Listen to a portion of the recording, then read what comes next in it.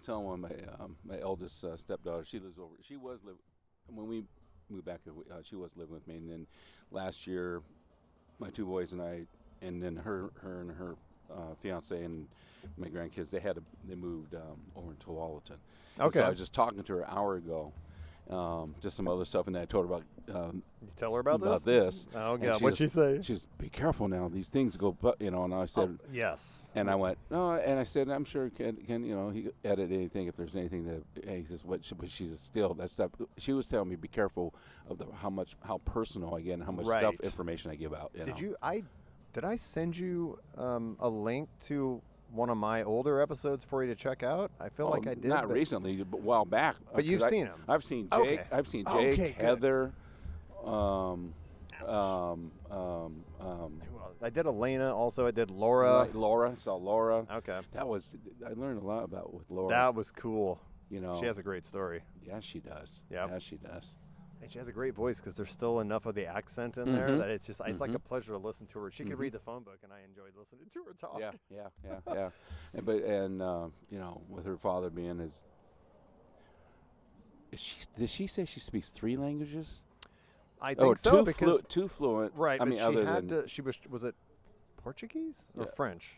Because she did. Right. There was because she went to France. For she school. went to France for school. Yes. So I think it's 3. I don't know if she's fluent, but I mean she knows. She knows enough of that. Yeah. Of course. Yeah. So yes. To put your what's your daughter's name? Christiana. Okay. So to put her at ease, and number one, I really don't have that many listeners. I'm not Joe Rogan by any means. Right. But if you've listened to the podcast, yes. Share whatever you're comfortable with. I'm not trying to get into the dirt. That this is supposed to be a personal story, and if you've listened to it, you kind of know the origin story of why I'm doing it. And yes, if at the end of this you have any hesitation about anything you said, I will just give you a copy on a thumb drive, and I can edit stuff out. I've had to do it a couple of times. Right. Most of the conversations just flow. Right. But occasionally somebody says something. Goodness. Yeah. Just hold that, and it'll go like that. I just want to come down. Oh, do you want it right here? Yeah, like kind of right in front, about a fist from your face. And yeah, you can go up and down if you need to. I just want. Oh, there. That's what I wanted. Yeah, right there. Yep. Yeah. No problem editing stuff out. And you have kids. This is the point. This is the reason I'm doing the podcast. Oh yeah, refresh me on your the impetus of. So okay, elevator speech again. Right. So my mom had the idea in the 90s when her grandma passed away. Right. Or I'm sorry, her mom passed away. It's coming back to me now. Yeah. That if she could just sit down with an audio recorder, and then my mom had a stroke, and it was very sudden, and I was like, oh my God, that was the impetus, because I never got to record with her. It happened too fast. But after she passed, I was like, I have to gosh damn do this. I did get the chance to do it with my dad. I got about 40 minutes with him. He was in assisted living in Tennessee. Was still. I mean, there was some, he had Parkinson's, other health issues. There was some cognitive failure, but there was still enough, well, as they always say, you remember stuff better that happened 50 years ago than what happened yesterday. Correct. So I could get back and let him tell his story from his point of view, and I'm sure there was a certain level of bullshit in some of it. Yeah. But I got that 40 minutes with him, and so when he passed last New Year's Eve, as I had to fly back, I was able to just pull the podcast up. So now whenever I want to hang out with my dad, I can just watch the podcast. I think it's a gift. And I really prefer hearing people tell their stories as opposed to when somebody passes, their kids and their extended family have to just hear anecdotal stories from people that knew them. I'd rather hear them tell it in their own voice. Right. So that's, and you've probably figured out we're already recording. So. Oh, yeah. That's fine. Okay. That's fine. So again, I'll glance over to make sure the time is running and to make sure that everything's on mic, which it is. But let's say cheers. Cheers. My coworker Chuck, another Costco podcast. I'm trying to think. I've had several now. It's probably 7 or 8, I think, because Elena, Heather, Chance, Jacob, Laura. Garrett's gonna kill me. I did one with Garrett, but it's in the can. I need to do some editing on it, but eventually I'll post it if he gives me permission. The G-man. Yeah, Garrett has some opinions. And then I will do my shout out that I have to do every time. All hail Tom Brady. Patriots rule. Kenny Chesney is the man. No Shoes Nation. And this. I think you might know the story of why I do that, or maybe not. I talk about it in some of the podcasts. when my daughter turned 30, I helped her start her podcast, Mm-hmm. and for the first several episodes as she was getting going, I would be a frequent guest, and I would always do those shout outs, and she would edit them out. So now I'm like, just Chris, I love you, but yeah, Tom Brady and No Shoes Nation. So it's a running joke. But yeah, so this is because I've been trying to get you on the podcast for a while. Right. And I started building up this entire backstory for you, which obviously I have no idea, but you mentioned it when you first got here. Are you born and raised Vancouver? Yes. Well, on the Portland side, I moved after 2 years old, Emmanuel Hospital. To be exact, and then after at 2, we moved over here to the Vancouver side in the Heights. So born in Portland proper or a suburb? Yeah, the proper. city. Yeah, the city, and then at 2 years old, so you really have no memory of living in Portland, obviously. But no. So all my upbringing was for 20 years, or 21 years, because from 2 to 22. To 22, and then I still from here, but then I was going to after I graduated from Wazoo. You did go to Wazoo in Pullman? Yes. Okay. Yeah. That's awesome. Oh my gosh, my stepdaughter Alex and her husband Steven both went to Wazoo. So go Cougs. Yeah, go yes, Cougs. And that's awesome. what I was saying to Steven there. Go. Anytime I see, and that's what I do at folks coming in or going out, and I see them, I wait till the last moment, and I'll say, go Cougs. And it's the way we say go Cougs, and there's some that have their shirt or cap, and I say go Cougs, and there's no response, and that's no Coug. They're probably wearing it because they have a friend, or yeah, it was a gift, exactly. Or they have a kid, but they didn't go there. Right, yeah, right. It's funny, but you can tell immediately whether it's earnest or not. Right. I mean, they understand because the ones that are Cougs, whether it be Pullman or Vancouver here, either one, they'll like come back, go Cougs. Oh my God, this is why I don't script the podcast, because there was a random connection. What years did you go to Wazoo? 74 through 78. There was, and I can't remember his last name. His first name was Dan, but he played offensive lineman there, and he was the first Washington State-born person to be drafted in the NFL. Oh, do you know Dan? He played for the Giants, blocked for Zonka. I think he got a taste with the Seahawks, but his first name's Dan. It's probably him, but we met him because going back to the whole Seahawks. No, that was baseball. I'm thinking. I'm sorry. Yeah, football. Yes, football. yes. He was a big, tall offensive lineman, big guy. But he probably was there around when you were going to school there. That was completely random. Super nice guy. Had great stories. Talked about blocking because Larry Zonke, I guess, finished his career with the Giants. So he would have been. I think I heard about him. So he would have been right before. Okay, so I went to Fort Vancouver High School, graduated in 74, and one of our grads out of there, Mark Young, big brother. He was there. He's 2 years ahead of me. Okay. So he was there, and he got drafted by the Raiders. But Dan must have been right before that, or with him. Probably within the 4 years you were there. Right. I'm sure he was there at part of that time. Yeah. Okay. Yeah. That's just so. I wish I could remember. If I go back to the book or something, I can. Yeah. I know. Yeah. Because there's not too many of it until there wasn't too many of us until there was Jack Thompson. Oh, the quarterback. The throwing Samoan. Yeah, the quarterback. Absolutely. Samoan. He was, he was in my class and all. In fact. And he played in the NFL. Oh yeah, I forgot. He was drafted by Tampa Bay. That's right. Yeah, okay. Yeah. He went to Evergreen High School out of Seattle. Evergreen in Seattle. Oh, okay. So, not the Evergreen here. Okay. Yeah, Evergreen up there, and he's just a wonderful guy. I see him on. I don't communicate with him, but on Facebook. If we saw each other, he would remember. Yeah. He would remember. And one little story I'll kind of reflect back. Speaking of Jack Thompson, when I was, I think it was my sophomore year. And that's when he was. That was when he was really just doing it for the Pac-8. Right. When there was only 8. Was that his senior year? No. That's we're same class. I'm sorry. So my sophomore year would have been 75. Okay. So. But you guys were the same class. Yeah. Okay. So that's when he started really coming on. Okay. And nationally known by his junior year, and of course the rest is history. But I remember at just a rec basketball game or whatever in Bowler Gym, that so those cougs that no the bit that was there and no boiler gym, you know what I'm talking Oh about. yeah. Okay. Oh, I'm sure my stepdaughter and her yeah. husband know. Anyway, playing rec basketball and whatnot, and this one guy, he came up to me and he just like, hey, you're Samoan, right? I don't know. This is random, but I was like, I don't know where this came from. He said you're Samoan, right? And I said, no, I'm Hawaiian and black. He says, yeah, that's Samoan. I said, dude. Oh, okay. Oh, first, I'm sorry. He first said, hey, do you know Jack Thompson? I said, yeah, I know Jack. And all that.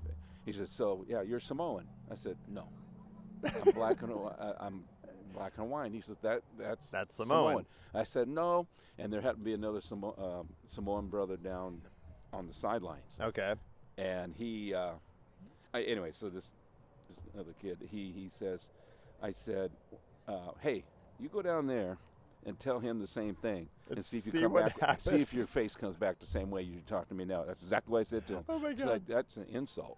You know, Oh, now, I mean, wow. to a point. I mean, but Right. yeah. Right. But there's, you know, it's different Pacific Islanders, you know.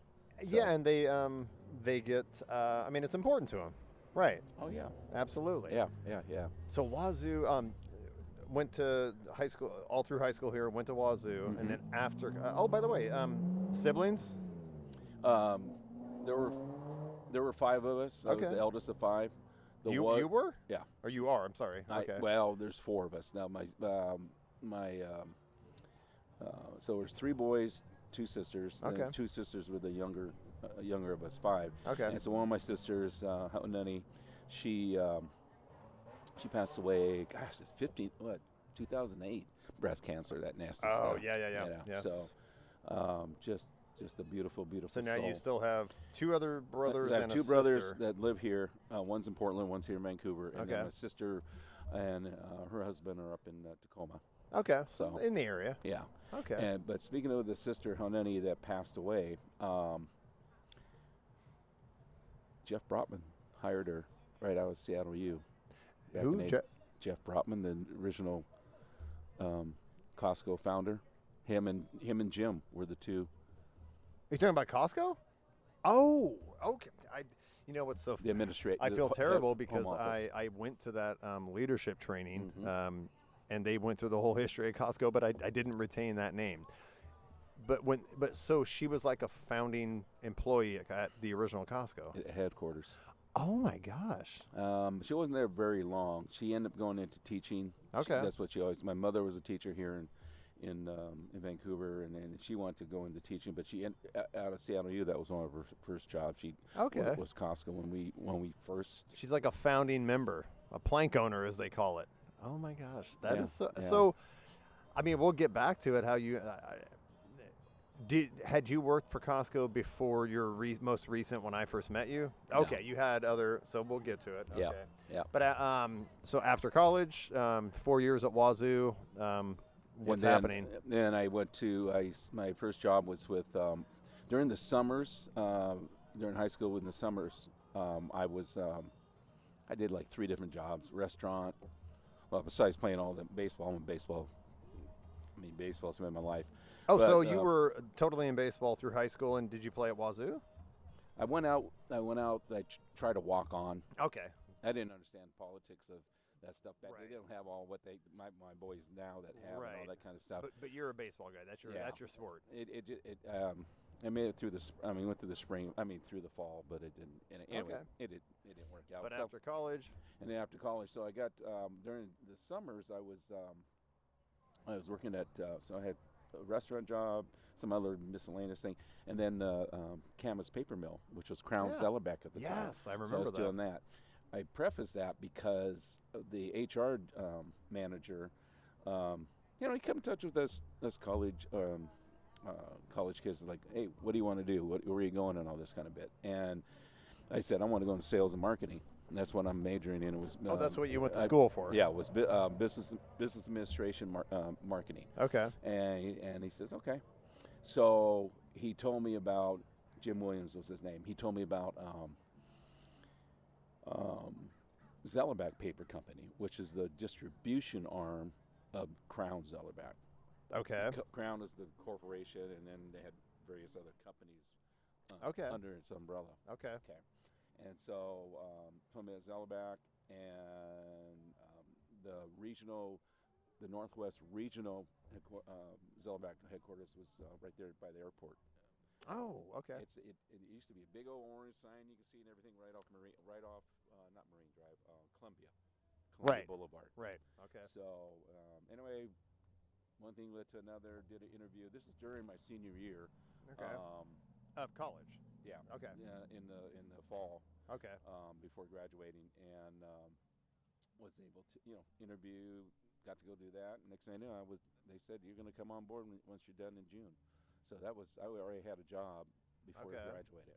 Okay. It was all set up. So did that for 6. Oh, so anyway, started there. My sales internship was at the Portland branch, so covering around Portland, Vancouver area, and then a position opened up in Spokane. They're one of their branches in Spokane. So November of 1978, end up. I'm going to take this off.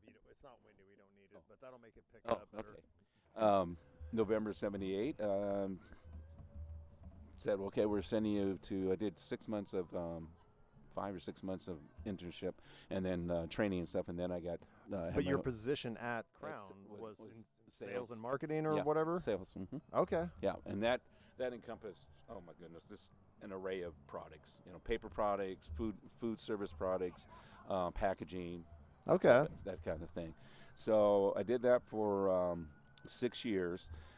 Yeah, 6 years there, from 78 till 84. And then I had a friend. I was playing. Actually, I wasn't playing baseball. I was doing softball. I was in a softball. Yeah, league like there. rec league Rec league softball. Yeah. And the manager for that team, he worked for one of the divisions of Johnson & Johnson. It's called Ethicon. Like Johnson & Johnson that makes The vaccines and stuff. Yep. We're a medical company. Yeah. Or makes, all kinds of Big healthcare products and top shampoo and everything. Top, yeah. Yes. So also on the medical device side, there was a position for orthopedics. Okay. The orthopedic division for total knees, total hips, and then casting materials and all this kind of stuff.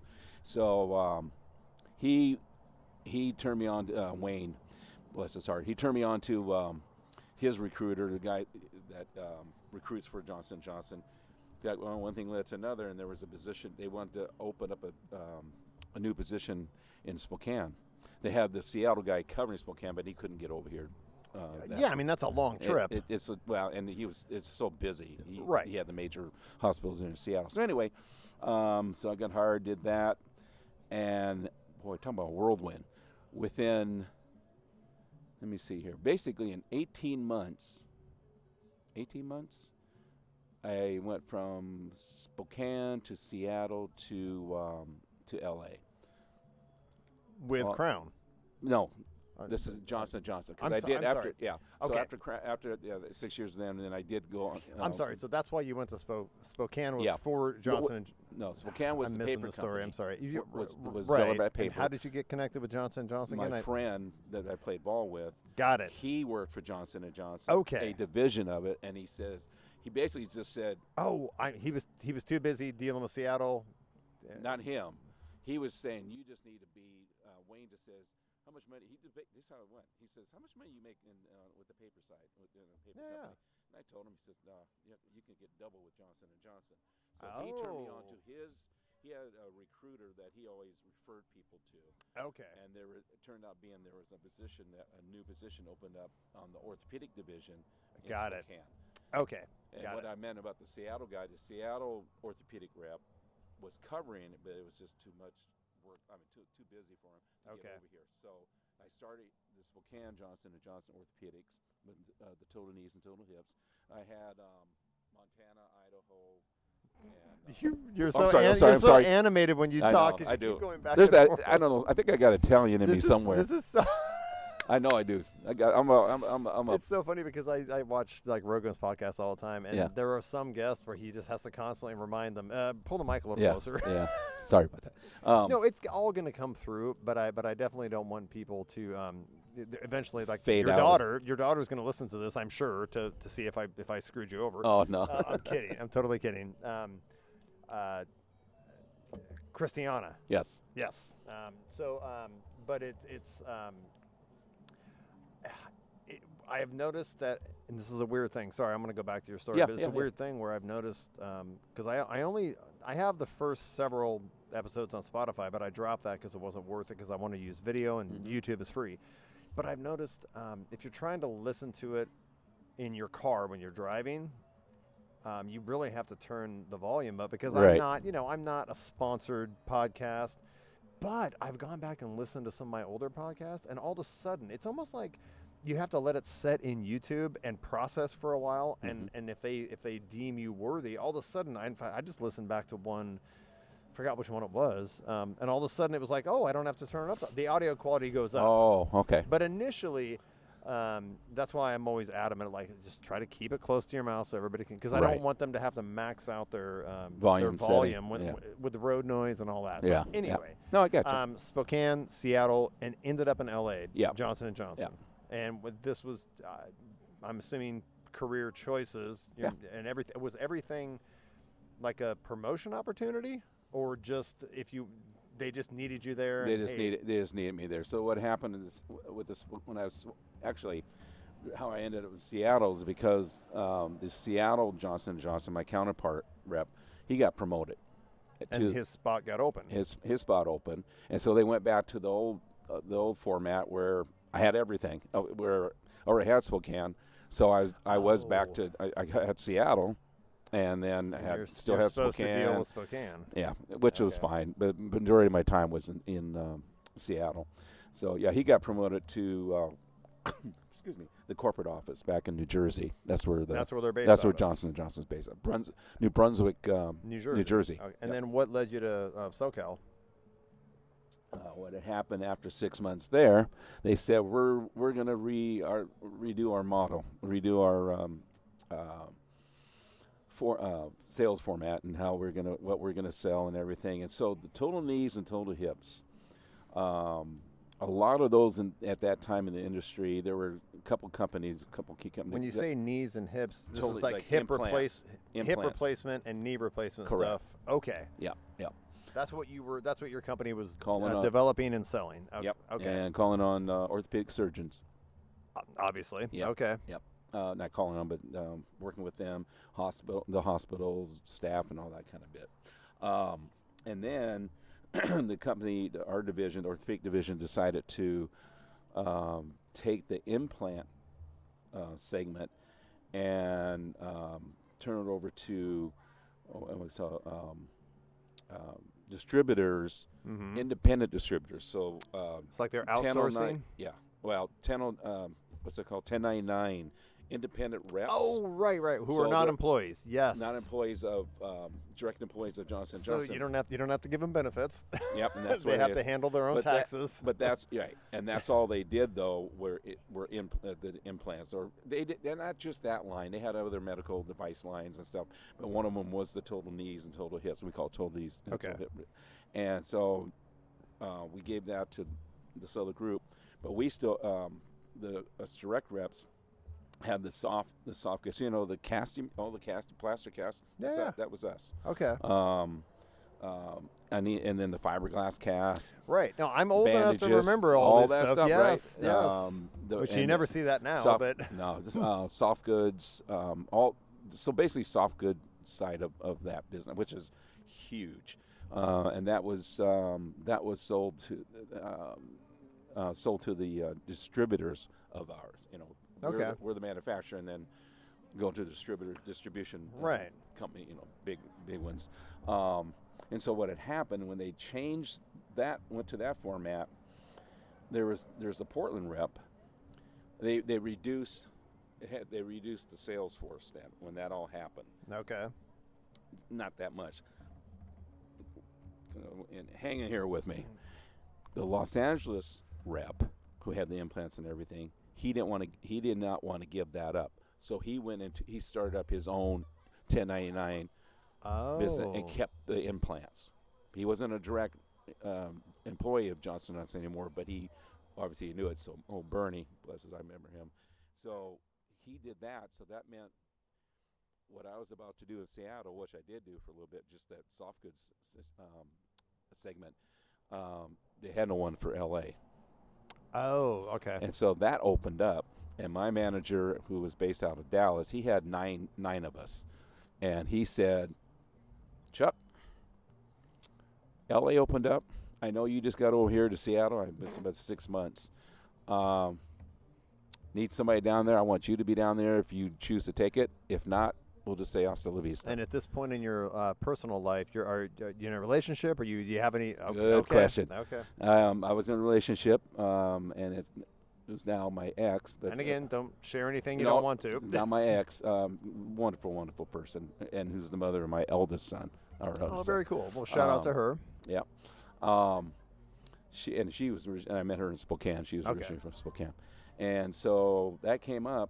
We were planning on getting married like probably 9 months from the time we were told, 9 to 12 months, a year later basically. And we just moved up the timeline to get married, not down there, but to get married in Seattle. Right. So December of 85, did it, and then 1st of January, moved down to L.A. And she went with you? Oh, yeah, we went. Yeah. Okay. We moved down there, and a lot of moving fast. That's what I'm saying. Yes. It's all 18 months of this, going to Spokane to Seattle to L.A. So had you spent any time in L.A. even was that literally the first time you'd been there? that was actually the second time, but there was one. Coincidentally, the year prior to that, my roommate I had in Spokane, there were 3 of us guy bachelors that were in Spokane. One of them was from L.A. Okay. He was from Whittier, and he was now vice principal at Meade High School over in Spokane. And so the summer before all that, he said, "Hey, you want to come down to L.A., meet my mom, and da-da-da, and we'll go do the Disneyland thing and all that." It was like a vacation for you. Yeah. So I went down there, and I was like, "Wow." He says, "What do you think? You think you ever live here? I mean, you ever want to come down here?" I said, "I don't know. I'm open to. I'm a chameleon. I can adapt. I can adapt, and Right. that's why it worked out the way it did all these years." And so what year is this? This is 80. Got married December 85, January of 86. Oh my God! I'm so down your there. first time in LA was right. I'm a musician, so I'm going to make a music reference. But you moved to LA in the height of the hair band scene. Oh yeah. Oh my! You must have just been like, "What are these crazy white motherfuckers doing?" It was hey, going from here, or even Seattle. It's a culture shock. It's just like what What the hell is okay. going? And so did you get to spend any time on the Sunset Strip in the heyday? all of it. Oh my God! All of it. You must have stories. All of it. But there were people who told my wife and I, well, especially from this area, the Northwest. They said, "Oh, you guys, what? That's too fast." Right. And all It's a this bad blah blah scene, blah blah yeah. blah blah. One, knowing how I was like, "I'll give it a shot," and she was the same way. She says, "Hey, what's the worst that can happen? If it doesn't work out or not work out, if we don't care for it, we'll just move back." Right. Right. We You have always no- have we that have no option. kids, You're we not have going to that be trapped option. there. No. We ended up loving it. It worked Okay. out. It worked out really nice. So I was 10 years in L.A., and then I got sent. And then more movement. Now this was a different company. After Johnson & Johnson, I went into the durable medical equipment with a manufacturer. Durable? Yeah. Which What's is that like, mean? like your bath aids, your Got it. your Yes. mobility wheelchairs and Yes. bath aids, Shower and seats and all that. Okay. And Walkers. walkers, Okay. occupational and physical therapy products and whatnot. Okay. Lifters, the Hoyer lifter, Yes, and yeah. all those type of things. The company was Sunrise Medical, and then I went to work for. So I was a specialist for the lifters down there and all, and a lot of things were happening down there. Landed a couple real big accounts and all that bit. So I kind of got on not the radar. I got on the map, so to speak, and the radar with our executive management, and so that was expanding. And then my regional manager, he just said, "Hey, I need somebody up in Seattle because we're going to let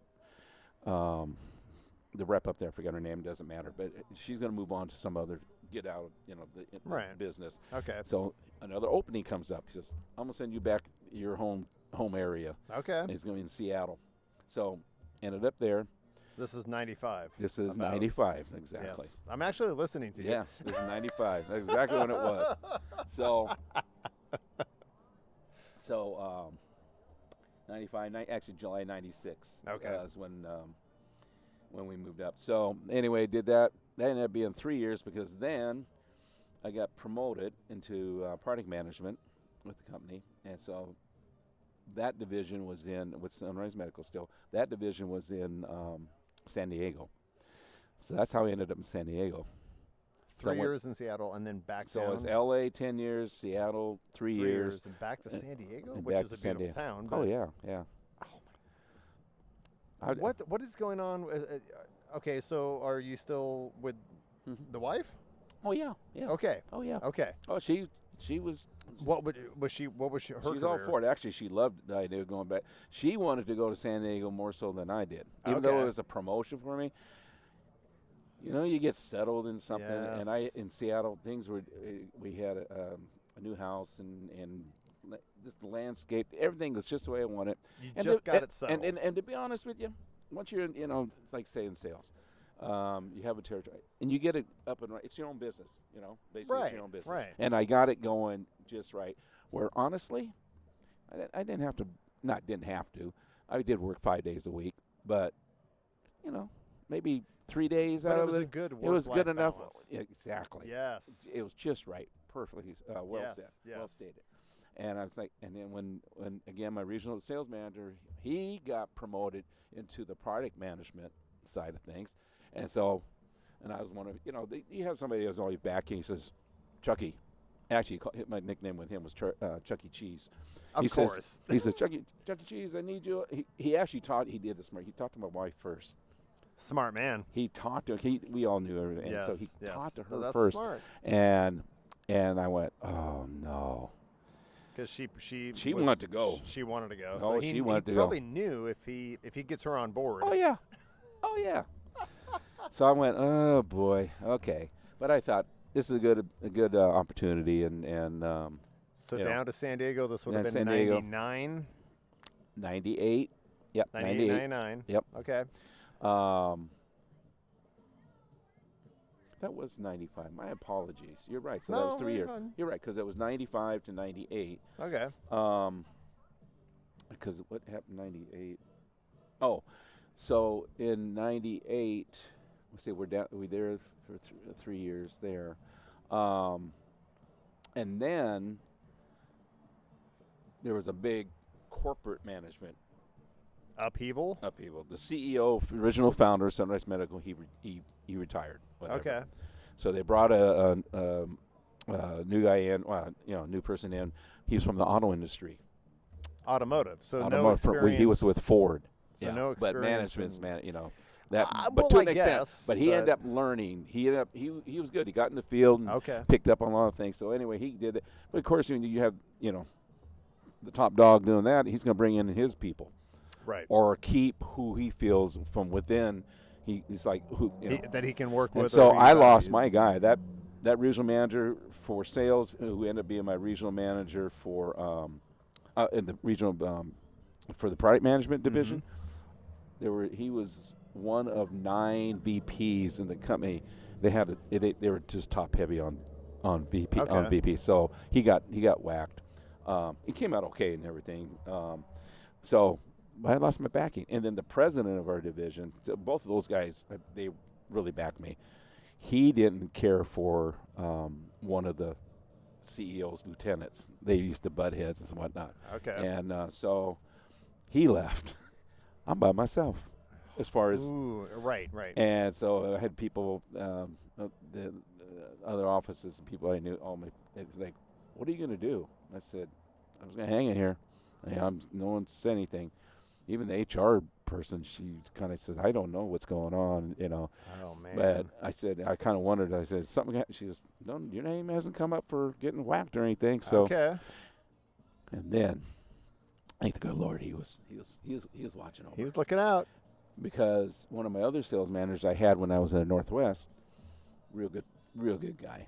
He calls me.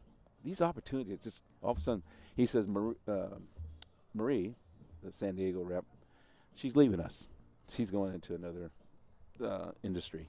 So that's open. You want to come back? It's San Diego County, Riverside County, San Bernardino County, Right. and Hawaii. Yeah. Hawaii. Yeah, Hawaii was part of it too. Yeah. So I said, I'm ready to come back, Tom. I'm ready to come back. Go back out in the field. Yes. I don't care, titles and all that bit. I didn't get wrapped up in that kind of stuff. So anyway, and so ended up doing that. And it turns out being, so that was basically in 2000 that I took that. That's when I took it. Okay. In 2000, that's when that happened. Because it only took 2 years to turn things around. Her territory, unfortunately, it wasn't her. Just certain things happened. It was one of the bottom. Oh, so you had to kind of restore it. I restored it. Oh, Okay. I restored it, baby. Oh, yes. I went from there was 125 territories, and 2002 finished number 1. Nice. And that was because of Hawaii. That's I awesome. built up. I mean, the Hawaiian side of me kind of blended in with the local folks over there, and there is a lot to be said about, because they thought I actually lived there, because the word got around that they said you live here. Doug goes a little pit. You live here, and I went, no, I live in San Diego. Oh no, how'd you live? And I said, no, that was my mother's from Hilo on the Big Island. Oh. And so that got around, and then after 3-4 extrapolations of it, it's like I end up living there, which I did. But you had street cred.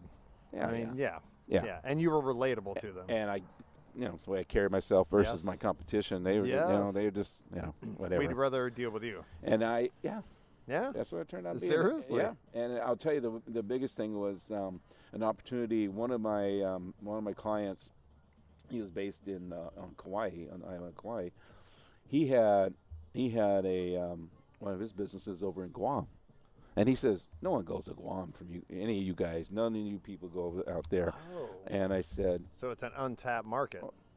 I said, throw that at me. Throw that at me again. Throw that at me again. So I took my my respiratory specialist with me, because that's another O2 tanks and Right. nebula, all Yes, those things yes. for the respiratory side.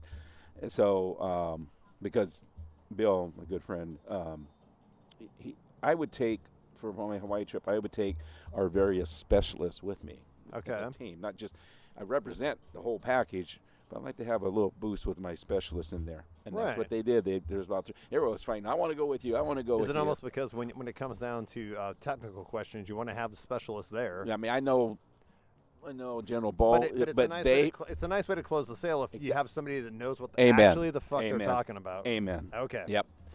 And then they can tell that you're not just trying to give a canned answer.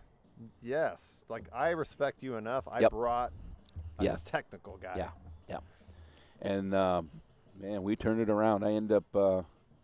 It was huge, because the increase was going from 123rd to number 1. That was a big. That's huge. Yeah. But it was. I think if I recall, it was almost $1 million growth.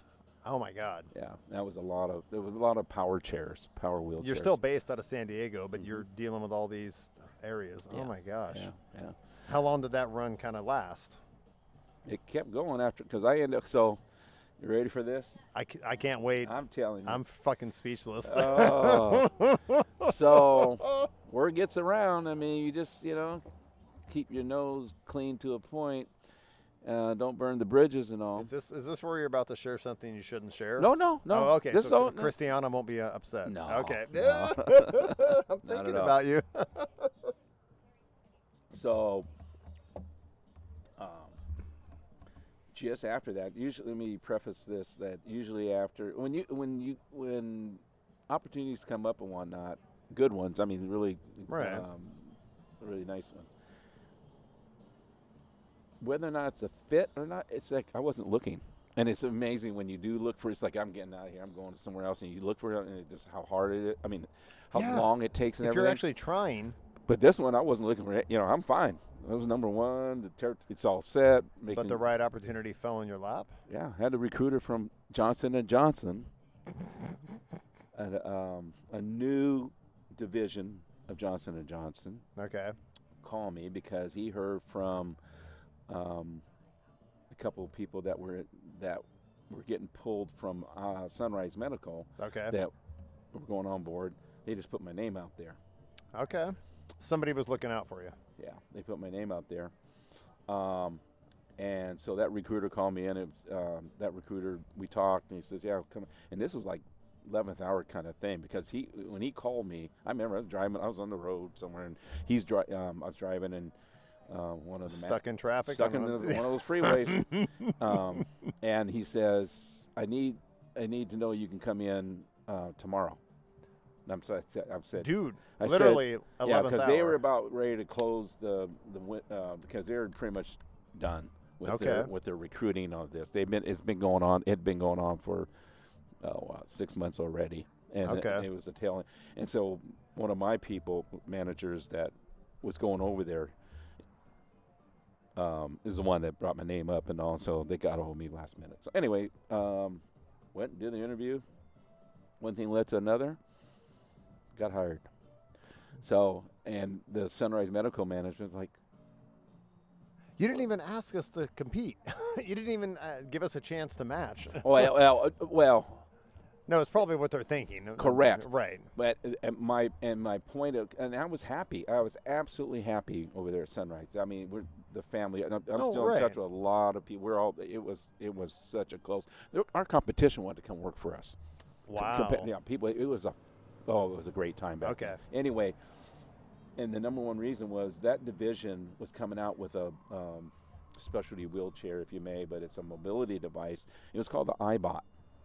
Okay. That climbs stairs. Not related to Apple. No. Okay. iBot.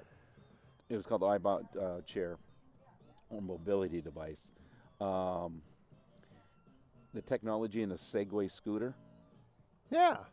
Same ones in that. The inventor, Dean Camden, that developed the Segway scooter. That which is gyro. Paul Blart Mall Cop Segway riding around. Yes, I know what you're talking about. He put that technology into this mobility device, and it was able to go from 4 wheels and rotate up like it's a robot. Okay. And go up to with a disabled person sitting in it.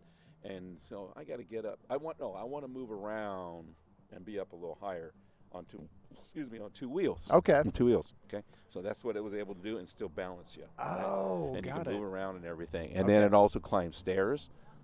I feel like back you in the go day, back- did I see commercials about this? Yeah. Yes. I know what you're talking about. Yep.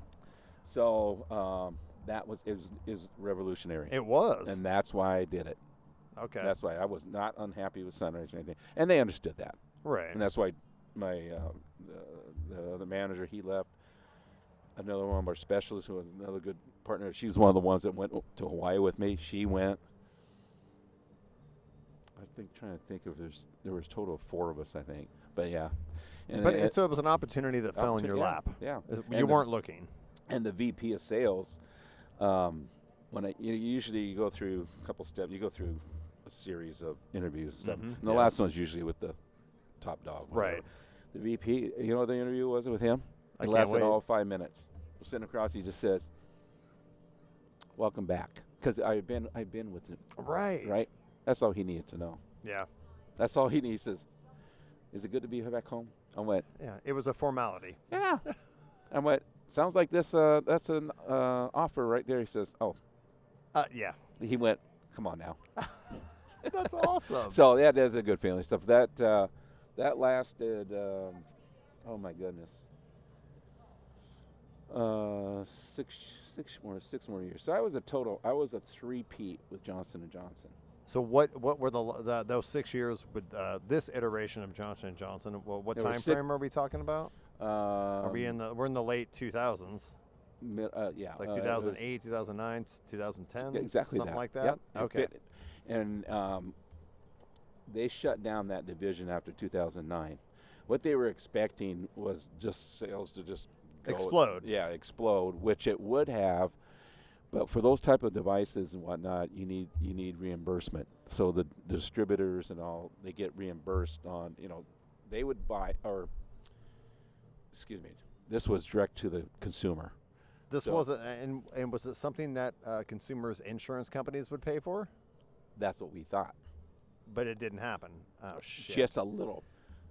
Majority of it was cash. So those that had cash, the families that were able to, But if you can't get your insurance to cover it, exactly. you're losing a so big part of if the market. Insurance would have done it, and see, that's my take on it, and my other peers at that time. It's like, of course, J&J has a ton of lobbyists and whatnot on the Hill and everything, and the thing is that the insurance companies knew if they covered that, it was going to explode. Yes, and they didn't want. 'Cause So they're looking at at that risk time- management. exactly. At that time, it was $25,000. And they had their bean counters going. If we approve covering this, Yeah. oh my God. But it's one of the bigger, one of the larger, the first one that with the first. Chucky. Fine, totally fine. The first, No worries. woo, baby, and that's not even drinking enough yet. I am so glad I caught that on camera.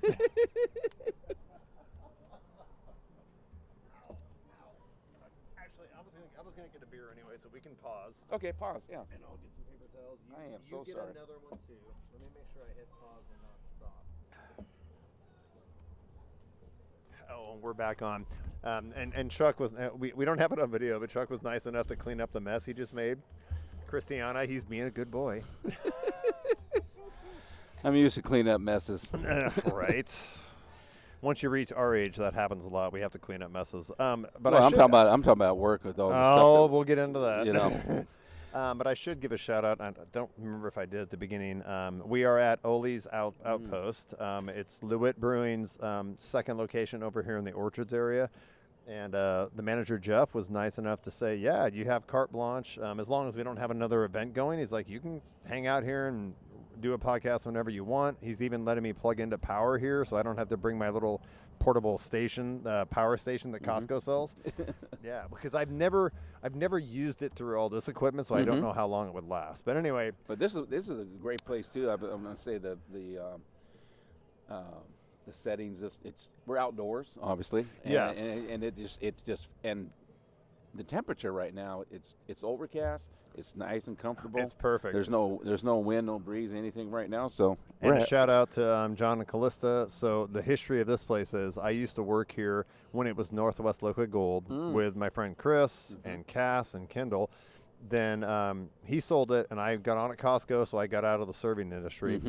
And then eventually our good friends Callista and John bought it and turned it into Mav's Tap House and did a great remodel and just made it amazing. And then their son Mav was getting old enough that they were like, look, they have other businesses. They're like, we don't need this. So they sold it to Loowit, and who made it their second outpost, because their main brewery is downtown Vancouver. Right. But it was awesome and it was really important to Callista to sell it to a local brewery, somebody that she likes and cares about, and who knows would respect the space. Right. So I'm super happy that Loowit got it, and it is open and it's awesome. Loowit, hey. So thank you again, Chuck. So we left off when you were slapping your beer around. I'm telling you. That amazing invention, but the insurance companies weren't going to back it, so it just didn't go as big as it could have. Correct. And so they shut it down in 2009. Okay. And then I switched over to, when I say switched over, again, the build relationships with people and having that network. Yeah. That's what has done. It's important. Done me well. It's important over all these years. Yeah. That's a life lesson. Be careful. Make sure you treat everybody you meet as good as you can, because it might come back and help you. That's what I do in my life. To be honest with you, not to be corny about it. No, that's the way real my shit. personal. It is. It is Absolutely. Yes. Give me some, dog. That's right I'm on the just money. saying. You know it. Because what had happened is one of the gals that was with first at Sunrise and going over with me as specialist on the mobility side. She was one of the ones that left and went to the Johnson & Johnson one with the new mobility thing. Okay. And then when they shut that down, she actually landed with a cardio monitoring company. A company that makes the products. Makes the monitoring for right, okay. Right. And so I had to stay on. I actually double dipped, to be honest with you. Sorry, whoever was here, it doesn't. No, sorry, it doesn't make any difference. I'm gonna have to edit that out. No, you won't. No, not at all. No, it happens. It happens. I'm kidding. I found out about this like what was that? January of '09. They said I had to stay on till all of us had to stay on till the end of March of '09 to get our severance and all that, all the package Okay. and all that Okay. goes with it. So my manager, I told him, I said, hey, they want me to come now. So a month ahead, for 1 month I was come 2 of them. He says, just as long as you're available, But you're still in San Diego. yeah. Okay. Yeah, I'm still in San Diego. So anyway, went to so all those. So basically, what I can say was on the medical healthcare side of things industry, I was orthopedics, Okay. and then DME, durable medical equipment, and then went to cardiology.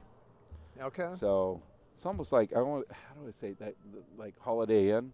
No, I didn't do this, but I slept in a Holiday Inn, and that became just kind of because I got good sleep and everything. I Yes. know, that I'm not a kinda- brain surgeon, not a but brain I did surgeon. stay at a Holiday Inn last night. That's what I'm saying. So I'm not a medical doctor, but But I know just enough, because on the orthopedic side for those total knee and hip replacement, Mhm. you have to know first of all you have to know what the hip the anatomy, yeah, exactly. what's going on Yeah. because of our instrumentation. You make certain cuts. The surgeons have to. They're human. When I say carpenters.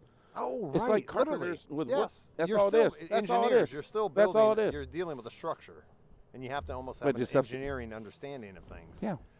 Oh gosh. Okay, the wind picked up. I'm gonna throw this okay. back on. Now that you have learned to keep it in front of your mouth, I can put this back on. I'm totally picking on you. Oh no!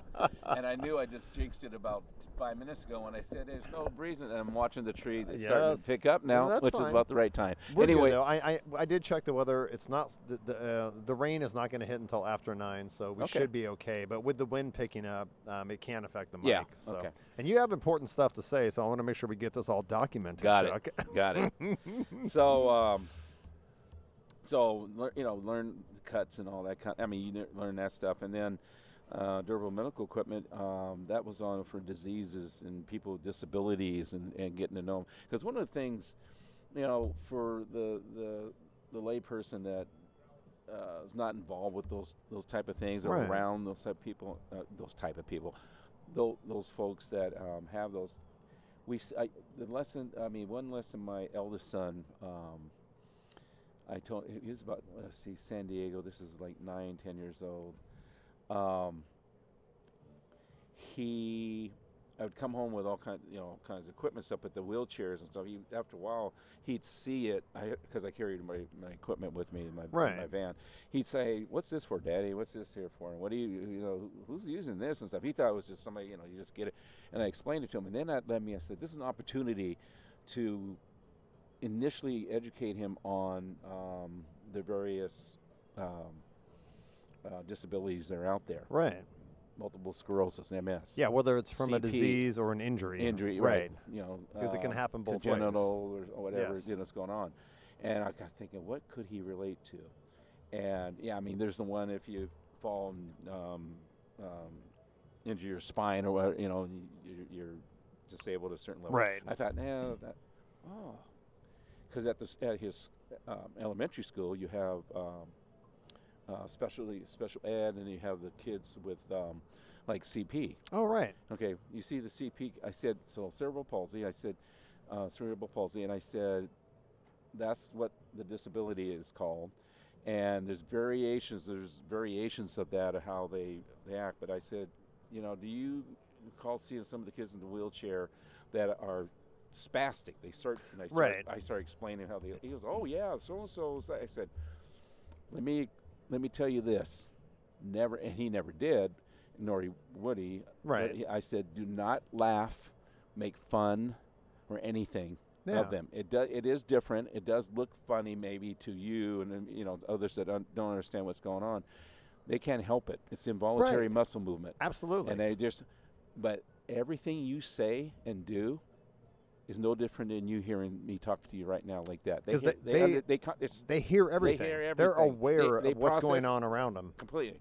It's just that it's involuntary, but it's just, It's happening, but their mind is clear, they hear it, and they're like, understand. wow, as I'm doing this and I can't control it, somebody's making fun of me. Correct. Yeah.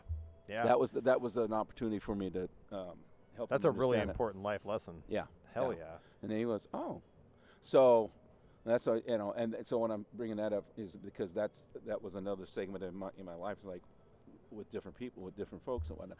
That goes down to even at work there when I see folks wheelchair bound folks come in.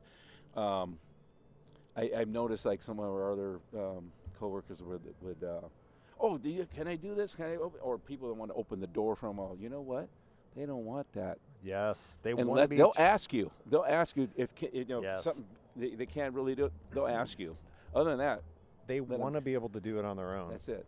It's And an insult let to them. Yeah. Yes. It's an insult to And them the- if you and- automatically think they can't do it. Yeah. Because you're making an assumption about Correct. them. Correct. Yes. Oh, Correct. God. Well, and that, I'm sure in my 20s and even early 30s, I was like that. With age comes wisdom, right? Oh, no. Yes. Me too. That's what I'm saying. That's what I'm saying. Yeah. I agree. But it is really good to have that appreciation and just pause. Just let them do it. If they need help, they'll ask. Mhm. They have been living with this for their whole life. Mhm. They know how to Mhm. communicate, and they know what they can do and what they can't Correct. do. So Correct.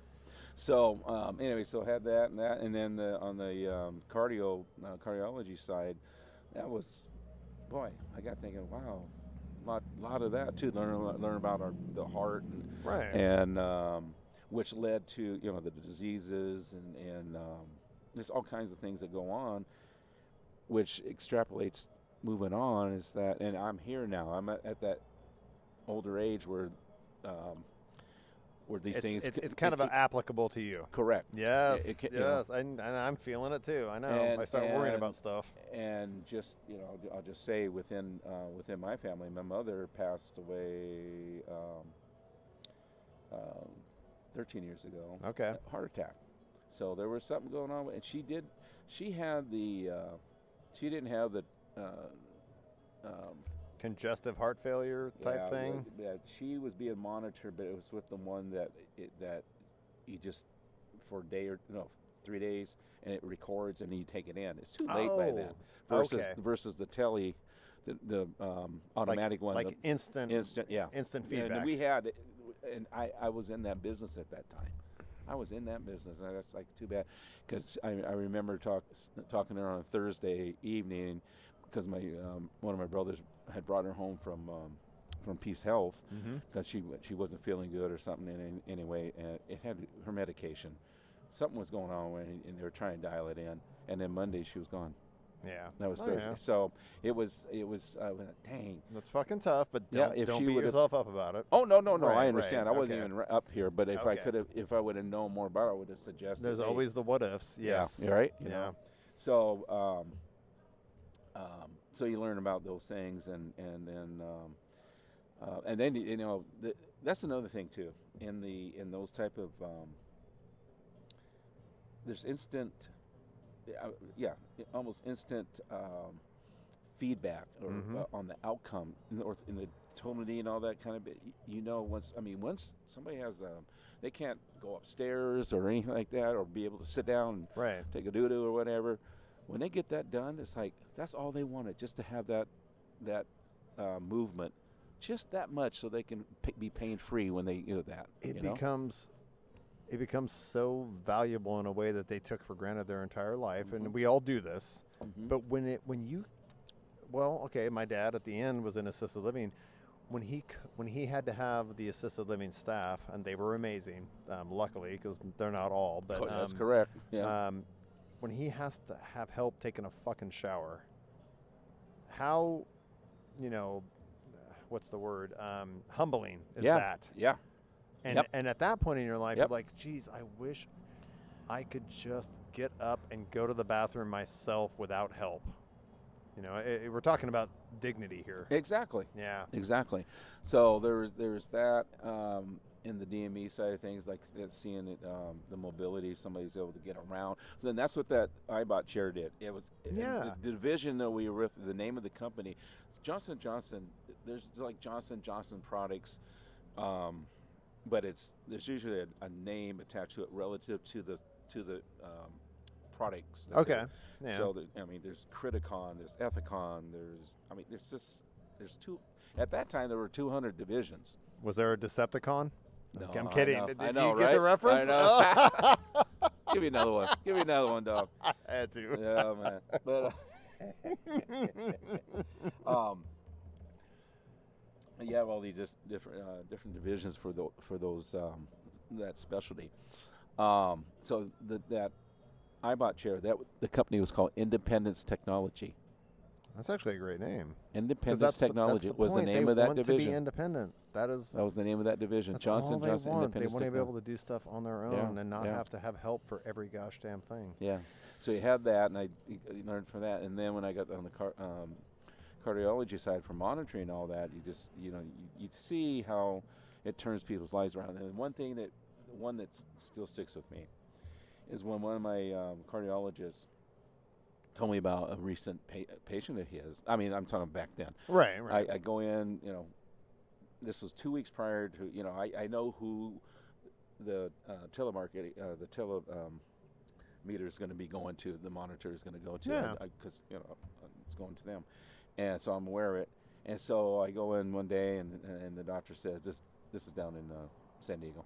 The doctor says, the cardiologist says, Chuck, remember so-and-so? Yeah. She had a syncope, which is, it's so slow. It just, your heart, you slow down, you pass out. You just go down. It's called syncope. When it just slows down, it's your just heartbeat. Heartbeat. Okay. It's not there, and you just blank out. Okay. It happened to her in the middle of a street. When she was driving or walking? Walking. I'm sorry, walking. Thank goodness it was that. Yeah. So, but she had that on. It sent a message right away that something's going on. It went right to our technicians. Okay. And the protocol was to turn that around and then eventually call the doctor. Right. And the doctor, he said he got the call, and this is all within, depending when he answered that. So, but I think it sounded like he got it within 10 minutes or something. Right. And then he turns around, he called the hospital and said, "Hey, prepare OR such and such. We got to put a pacemaker in her." It saved her life. And it only saved their life because we're talking about minutes matter here in a situation like that. And since he got the heads up, he had the OR prepped, everything was ready to go. Whereas if it had just been a normal ambulance delivers a person, we don't know what's going on. She dies. I heard that and went, and that's why I'm saying, going back to my mother, I said, too bad she didn't have that type. Because something was definitely going on days ahead. That's what it measures, what's going on, irregularities and all that kind of bit. So, oh my God, that's actually amazing technology. Yeah. Jesus. So how did you end up back in Vancouver then? So, eventually, what was going on? I was a 1099 rep for wound care. So that's another segment I got into is wound care. With an independent, with a friend of mine down there. She used to be with Summer. We were together, and then she went into her home business on wound care. Wound care, like the stuff that ER technicians, ambulance people use. Like that's one of them, or long term where you have. Are we talking about like Band-Aids and Neosporin? I mean, wound care. Yeah. Okay. Those type of things. But some of those wounds are so deep. It's at a very advanced where you can see right way down there. It's actually. Stitches and staples. It's open. It's not healing. Oh. The wound is not healing because of a diabetic. That's why I say the bloods are food. Is our food. It's okay. Literally. And that's what helps regenerate. The healing, skin growing back together and everything. If it doesn't do that, other things start happening, and then it gets in the central nervous system. Night. Yep. Right. Yep. So anyway, those are the type of things. It's various levels of that, and so I was doing that, and then the thing that triggered the move was actually that was doing okay. That's fine. But then anyway, the house I was renting at the time because I lost the home I had prior to that due to that back in was it 2009, 10 when the the housing crash. Yes. that deal. Yes. I, Oh my I gosh. got, I yes. was one of those victims. Yeah, I'll say victims. My wife. You should. My Yeah. wife and her ex-husband. Same thing happened to. They had to do a short sale. Yeah. And that was a remodification on a home, and it went. I got the after 3 months of the new rate. It was phenomenal deal. All that signed the new docs. Mm-hmm. They didn't like. It was Bank of America at that time. They did not like whoever took that in, took it back. There's a box for the notary, and my Right. notary. There were 2 pages, one for Bank of America, and there's another one for the California form. The box for the California form, he was able to get his stamp all in there. The Bank of America one was real tiny, so he couldn't. His stamp was kind of more on the outside. They didn't like it, is what they said. It's like they fucking did that on Oh purpose. no, they did it on purpose. Because what they were doing back then, because all part of the housing that crap was they were trying to get rid of all the. I was countrywide at the time, and Right. and they were one of the ones that. Yes. Got, yes. So Bank of America took them over, and what they were trying to do is get rid of all this. Yep, That's yep. all. My attorney down there said that's what's going on. Yeah. And basically, she said they caught them off guard. And all. And she says what happened is they know the average Joe can't afford 25, 30 grand going to court. Right. That's all there is to it. So they're not going to be able to hire an attorney to fight. Exactly. Yeah. Absolutely. Butt heads. But anyway, that's what. That was happening. So a lot of things started happening, and that's when my second wife, she was diagnosed with breast cancer Mm-hmm. and lost, and 12 years ago, went upstairs, and Right. And all that came in. So that was going on. She had just passed. The landlord or the owner of the house we were renting, he was actually based in Japan. Okay. He was part of Camp Pendleton down there. He was a Marine. Okay. And they say he's not coming back for a while. A year later, his orders got changed back to Camp Pendleton, so he wanted to move back into his house. Okay. The rental market down there for homes, waiting list again, Yeah. and I just could not afford to fork up whatever the Right. additional stuff, right? So I was talking to friends up here that I grew up with, my family, and they basically all said, "Come home, Chuck. It was time It was time. Come home." because Well, you'd been away 30 from years. Portland and Vancouver for a long time. Oh my gosh. 32 years. I was And down there. this is 2012. Actually, no, not 20. My wife was that, but then I was there until 2017. Oh, okay. I So was, hanging holy in there. crap. So you were down there until 2017 when you came back to the Portland area. Yep. This back must lead into, because I got hired at Costco in October of 2017. I obviously don't know exactly when you started there, but 2020, but 4 you- years ago. oh, during the pandemic. Perfect. Yeah, right? Yeah. I was But- the sign guy. That was me, man. I I could, remember. yeah. What the worst time ever to get on at Costco? I didn't know. Well, to sidebar on that one, Beth calls me up and because I was up front there, right? And after 2 weeks, 2 weeks or so? Yeah, it was only about 2 weeks. She called me and says, "Hey, Greg wants you to. We're going to change you up. You're going to go until the end of the year, or whatever it's going to take. He needs a sign guy and all." He says, and then when I got there, she explained more. She says, "We've had them. It was the younger ones, Yes. and they were getting beat up. Yes. And and they couldn't handle he it. right. He obviously saw my resume and who I've dealt with, Well, and he also is like, and I'm older. you're gonna get it. Yeah, and that, Oh my gosh. So and 2 so- weeks in, and Beth, she tall said, Beth, right? Yeah. That's hilarious. Yes. Yeah, She's she a said- sweetheart. she Oh my said- God. She said, "Here's what you're gonna do." Okay, and that's what I did. And boy, oh boy, I tell after that, or not after that, but during that and after that, and even to this day, I'll say, for those of you that think you need to go to a sociology 101 or whatever, or psych, nah, just come into Costco at that time. because I have never, there's, I, oh my gosh, I could not believe. It was what- a very what coming out of those interesting mouths. human experiment. Yeah, yeah, well said. I'm telling you. And we were in like the perfect place to observe it, right? Because again, I had 3 years there, 2.5 before the pandemic hit, and then when that hit, I was like, everything got weird. Really and weird.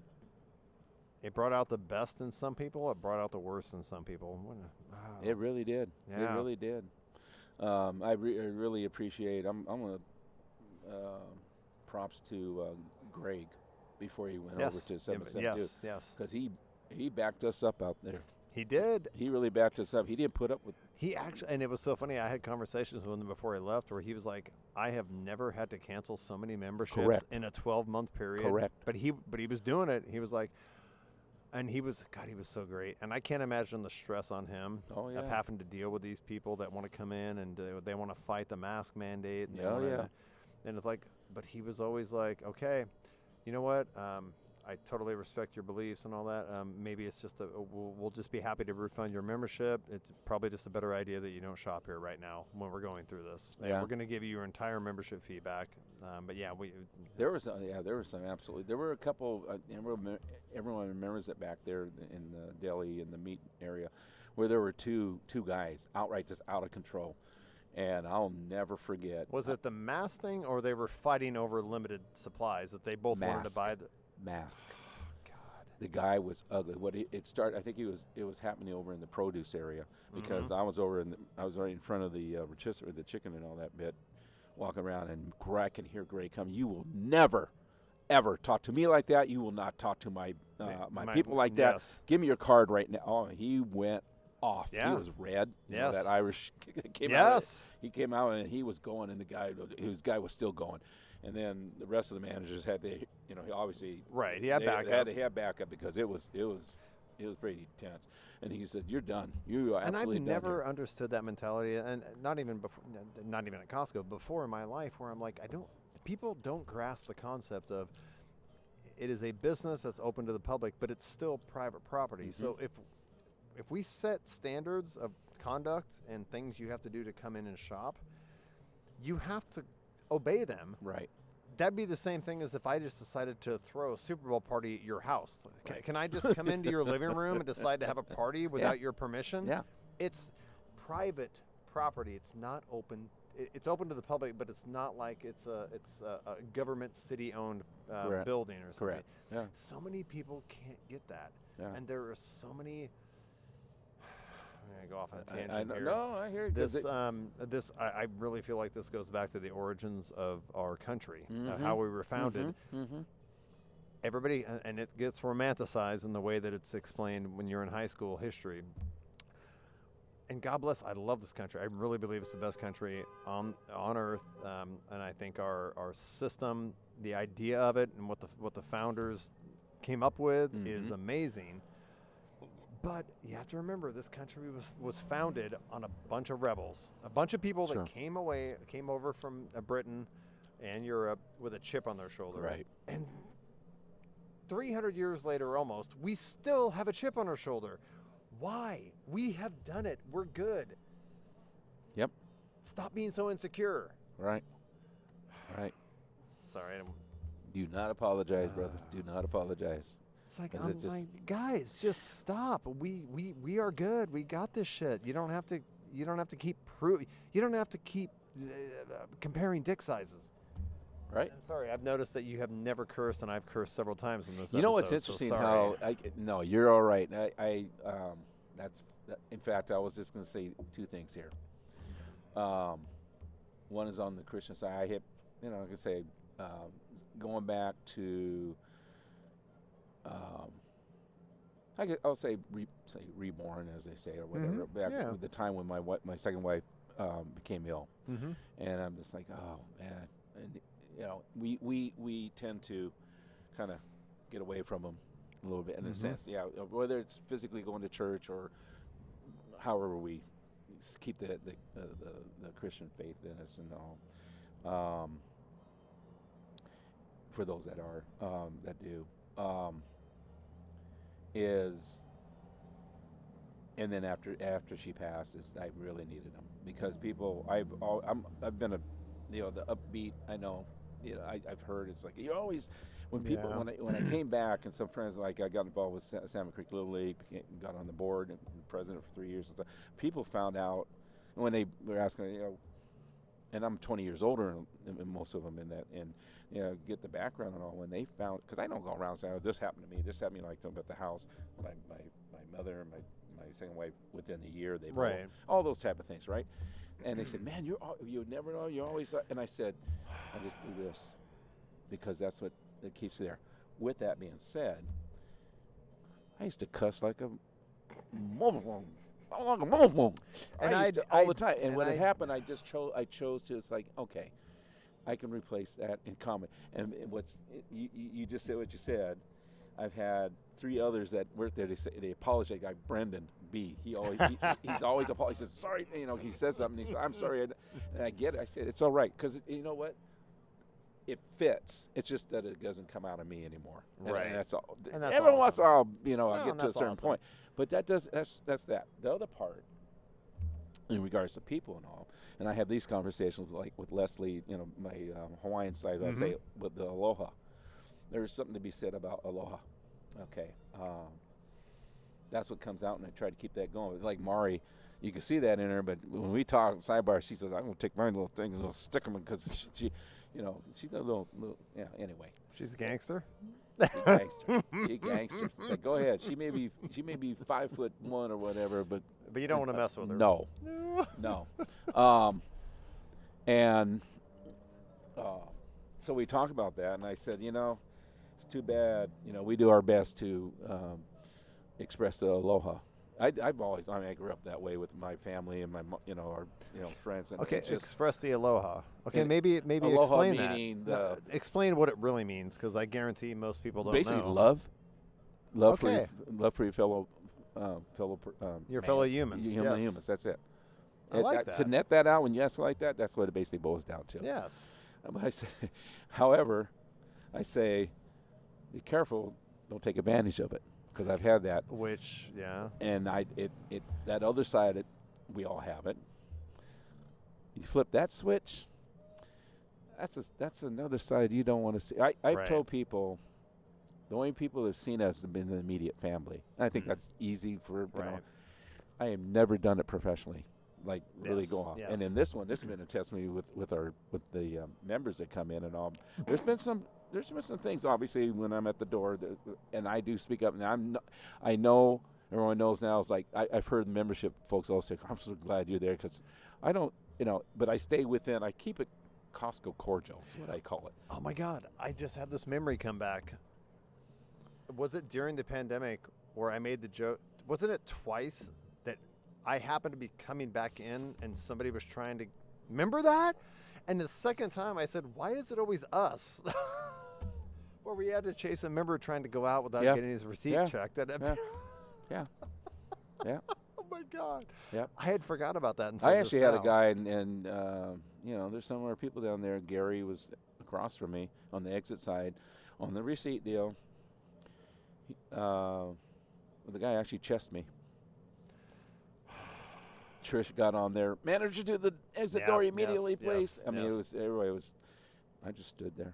It's like I know what he's trying to do. Right. You're You're not going to bite. No. And I've Oh had my other things God. on the entry side, without showing the card, and they get all nasty, they take it and they want to shove okay, here it is, and they shove it right here in my face.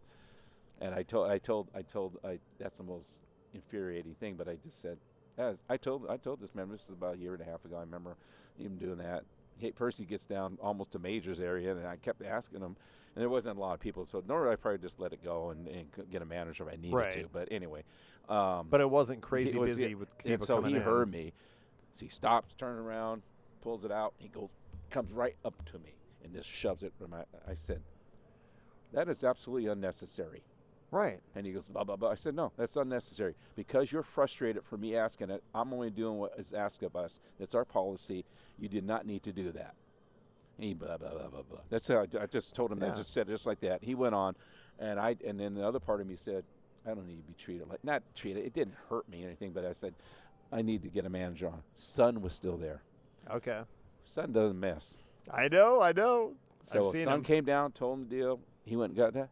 By the time the guy left, he exited, he went out, came around, he apologized to me. Oh, good. I like a happy ending. Yeah. But also, and I've had a couple of those things in the tire shop even. But what I always do, we don't have to go too long. No, you're okay. What? We are an hour and 20 I'm minutes as in. verbose as they go, man. I can But go forever. what I've learned, and this is probably because I've been in therapy for 8 friggin' years. Yeah. When those outbursts happen, that's not about you. Oh, yeah. There is something else going on in their life that they're angry about. Right. It's not about you, and you Correct. just have to remember that it's not Correct. personal. Even though it's not okay, and I get really angry because I would never, no Right. matter what I have That's going on in my life, I would never do that to somebody. I would never It's project not the way it on we were raised. I would never project it on a random stranger. Right. But I want to have some grace with people, Right. and not just because I get paid to do it, but No, nothing it's good. you. Nothing good would come from it Correct. if the guy was chesting you up, and what if you escalated it? Nothing good comes from that. So Most just- likely, if I escalated it, like put hands on it, oh, guess Right. what? You and I I wouldn't mean, be it just sitting would here. it just would have I been probably worse. would have been gone.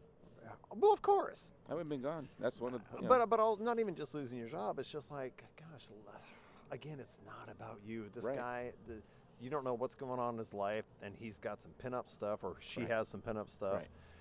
The The guy that chessed me, the way and I read folks pretty good. That guy, and I had seen him before. He's just one of those that wants to, because, just that's the way he's wired, to just like, yeah, you don't need to see my receipt and all that, even though he knows that's the way we do Right. things. And so he just had that chip on his shoulder like that. The guy that did the card thing, who knows what's going on? But I Right. did have another guy, similar deal, coming in entry, and he made a big fuss and everything, and I, tried to reason with him and all, and he went on. Ken, a month later, he came back. I mean, he came in, right. and he walks past me, and I remember, I remember everyone pretty much. Well, And especially the intense encounters, you're going to Oh, remember yeah. them. Yes. And so he comes in, he's a pretty good sized dude. No, he comes by, he shows his card, walks. He got about a third kind of of the by way the down. TVs. Yes, exactly there. He turns around and comes back and says, "Oh crap! What now? He's going to bring that up." He could. Hey man, I'm the one that gave you a bunch of shit back then about a month ago. And I said, "I remember you." He says, "I'm really sorry." Oh, see, He yes. and he explained. He says, "I actually was having a bad day." He says, Yeah. "I was having a real bad day, and it just, for whatever reason, when you asked for the card, That was the trigger. It just hit me, whatever, and I took it out on you. You didn't deserve it. You're fine. You're a cool dude." I went. Oh my gosh. I said, "Dude, always like, you're okay, man. That's It's amazing. all good. It's all good. Thank you." I And just went, and that is kind of why I have that mantra of treat everybody the way you want to be treated, but also just have some grace with everybody. You don't know what's going on in their Mhm. life, mm-hmm. and there could be some horrible stuff that you have no idea about. Correct. And now there's a line when it gets to a point you have to set a boundary, but for the most part, 99% of the time, just have some grace. Just don't engage, don't respond, be polite, be professional, and I understand too. Our managers, it seems like they're a little bit more lenient when the situation gets to them, and that's that part of look at. On that note, they're just like, okay, unless they're repeat offenders or Right. whatever you call it, then we'll take it another step. But well, there is that unique factor of working at Costco is that they are members. People pay to shop there, so they should be treated differently than if you're just going into Fred Meyer or Safeway or Walmart. And I appreciate that culture. It is hard. Sometimes it's hard to maintain. Yeah. But I do like the fact that our members feel like members. They're not just people. Even though they can be entitled sometimes. And I think Ken, the other thing too is it's a two-way road. They have their deal, and yes, we have our we have our own stress at work. With that, and so with that being said, yeah, at work. But it's also, and this is not just going to work, or anyway, basically how it's not just like what the line or the phrase of oh, see, you woke up on the wrong side of the bed. Basically, in a nutshell, is how do you wake up? How are you when you wake up? Mm-hmm. And we're not going to be hunky-dory, happy, gleeful 100% of the time, 365 days. That's not possible. It's not possible. It's not human. And so, majority of the time I get up, whatever it is, I try to make it a point to do something that's like I'm one of these. I'm a neat freak, clean and all of it. But I've always fixed my bed since I was, 8 years old, 7 years old, and that's a step that I think that's something positive. I've always done it. It's like if I don't do it, and I have this ADHD or something, I guess you could say, whatever they call that I don't, but that if I don't do this, this is going to happen, kind of thing, right? It's a way to start your day. It's a positive way to start your day. I think there's a on Facebook. A lot of us have seen it. That admiral that's doing a class. He's a speaker at College Dale, and he talks about. I tell you, when I saw that, and when I watched that, and he said something about just, it could be something as simple as fixing your bed. Yes. Because you go to work or wherever you're going, and you have the most crappiest day. It's just the worst. But you come home, go in your bedroom. It's nice and neat. Perfect. It's like, that started. It wasn't all that bad. It's a calming effect. It is, and it makes a difference. Makes a difference. So I'm saying when I get, it's like I try to do something that it gets me something positive. Today it'll be my two youngest sons that are with me that going to bed at night, love you, and before they go to school or whatever it is, love you, hugs, kiss. I try to do as much as possible. All right, so that's funny. We have been giving Christiana all the credit, but you have two sons that you live with? That are with it. There's a total of 9 kids. Okay. But the 2 are the last of the 9 that are with What are their names? Lonokai and Kaleni. Okay, so let's give them some credit. Yeah. Because, gosh, Christiana's monopolizing the podcast. We've all been talking about her. Yeah, she's great. That was actually her that just texted me something here. She's probably checking in like, is he making you talk about stuff you shouldn't? That's what she did say. Oh, no, she was talking about the debate. It's going on right now. That's so funny because when we scheduled this, I was like, what better way to avoid watching that debacle? Then I'll watch it later on tonight. Of course we will, but I was like, I would rather hang out with Chuck. Let me see. Oh, no, it's all good. Let me see what she said real quick. Christiana, we're doing this live on the podcast. He is actually looking at his phone, and you text him. I just want it documented. Oh, I see what it was. It's not about the debate itself. She's watching it right now. But anyway, it's all good. So anyway, that's what So it's how you go to work or go to wherever you're doing it is the mindset. Mm-hmm. Yeah, I may leave the house majority of the time I leave the house in a great mood. Right. There might be some neutral, and there might be some funky. Last week, I remember one day, I left funky, I got to work funky, I got on the exit side opening up, and I just sat there, and I remember telling Trish or Brendo, I said, man, I'm in that funky mood because I wasn't smiling. I knew I wasn't smiling. Right, you could feel it. I could feel it. And so, even when I said have a nice day, it sounded fake? Correct. Oh! To me yes, it did. Yes. Even though I'm saying probably not to them. But I wasn't feeling it. Right. Versus when I'm when I'm me. Oh, I know. I go to town there. So, I enjoy it. I mean, it's just the way it is. So I make that door fun because I know there's a lot of folks like, I don't know how you guys do that. I don't want to do it. It's just boring. It's but I'm used to, like you are, engaging with folks. Yeah. That's why it's all about human connection. I mean, seriously. That's what I'm all about. And by the way, I mean, look, I'm sorry. It's even there are some annoying tasks that you have to do at Costco, but it's a great company to work for, and it's a great job to have, and I appreciate it. I am at the point in my life where I have appreciation. Mm-hmm. Likewise. So I retired. So what was going on at that time? So when I came back from California Mhm. back in 17, I came back with no job, no place to live, and all because I just said I did. I prayed to the Lord, and I said, But your family and friends were like, Well, "It's yeah. time to come home." well, I actually had a situation where we were going to stay with my aunt. It was Christiana, my eldest, Mm-hmm. and the two boys, and her boyfriend at the time, but Okay. he's not around anymore. But anyway, um, and my aunt, my dad's sister, who lived, and she passed away a couple of years ago, but she lived over in Portland in Selwood, and I said, I talked to her, and she says to stay with her just temporarily.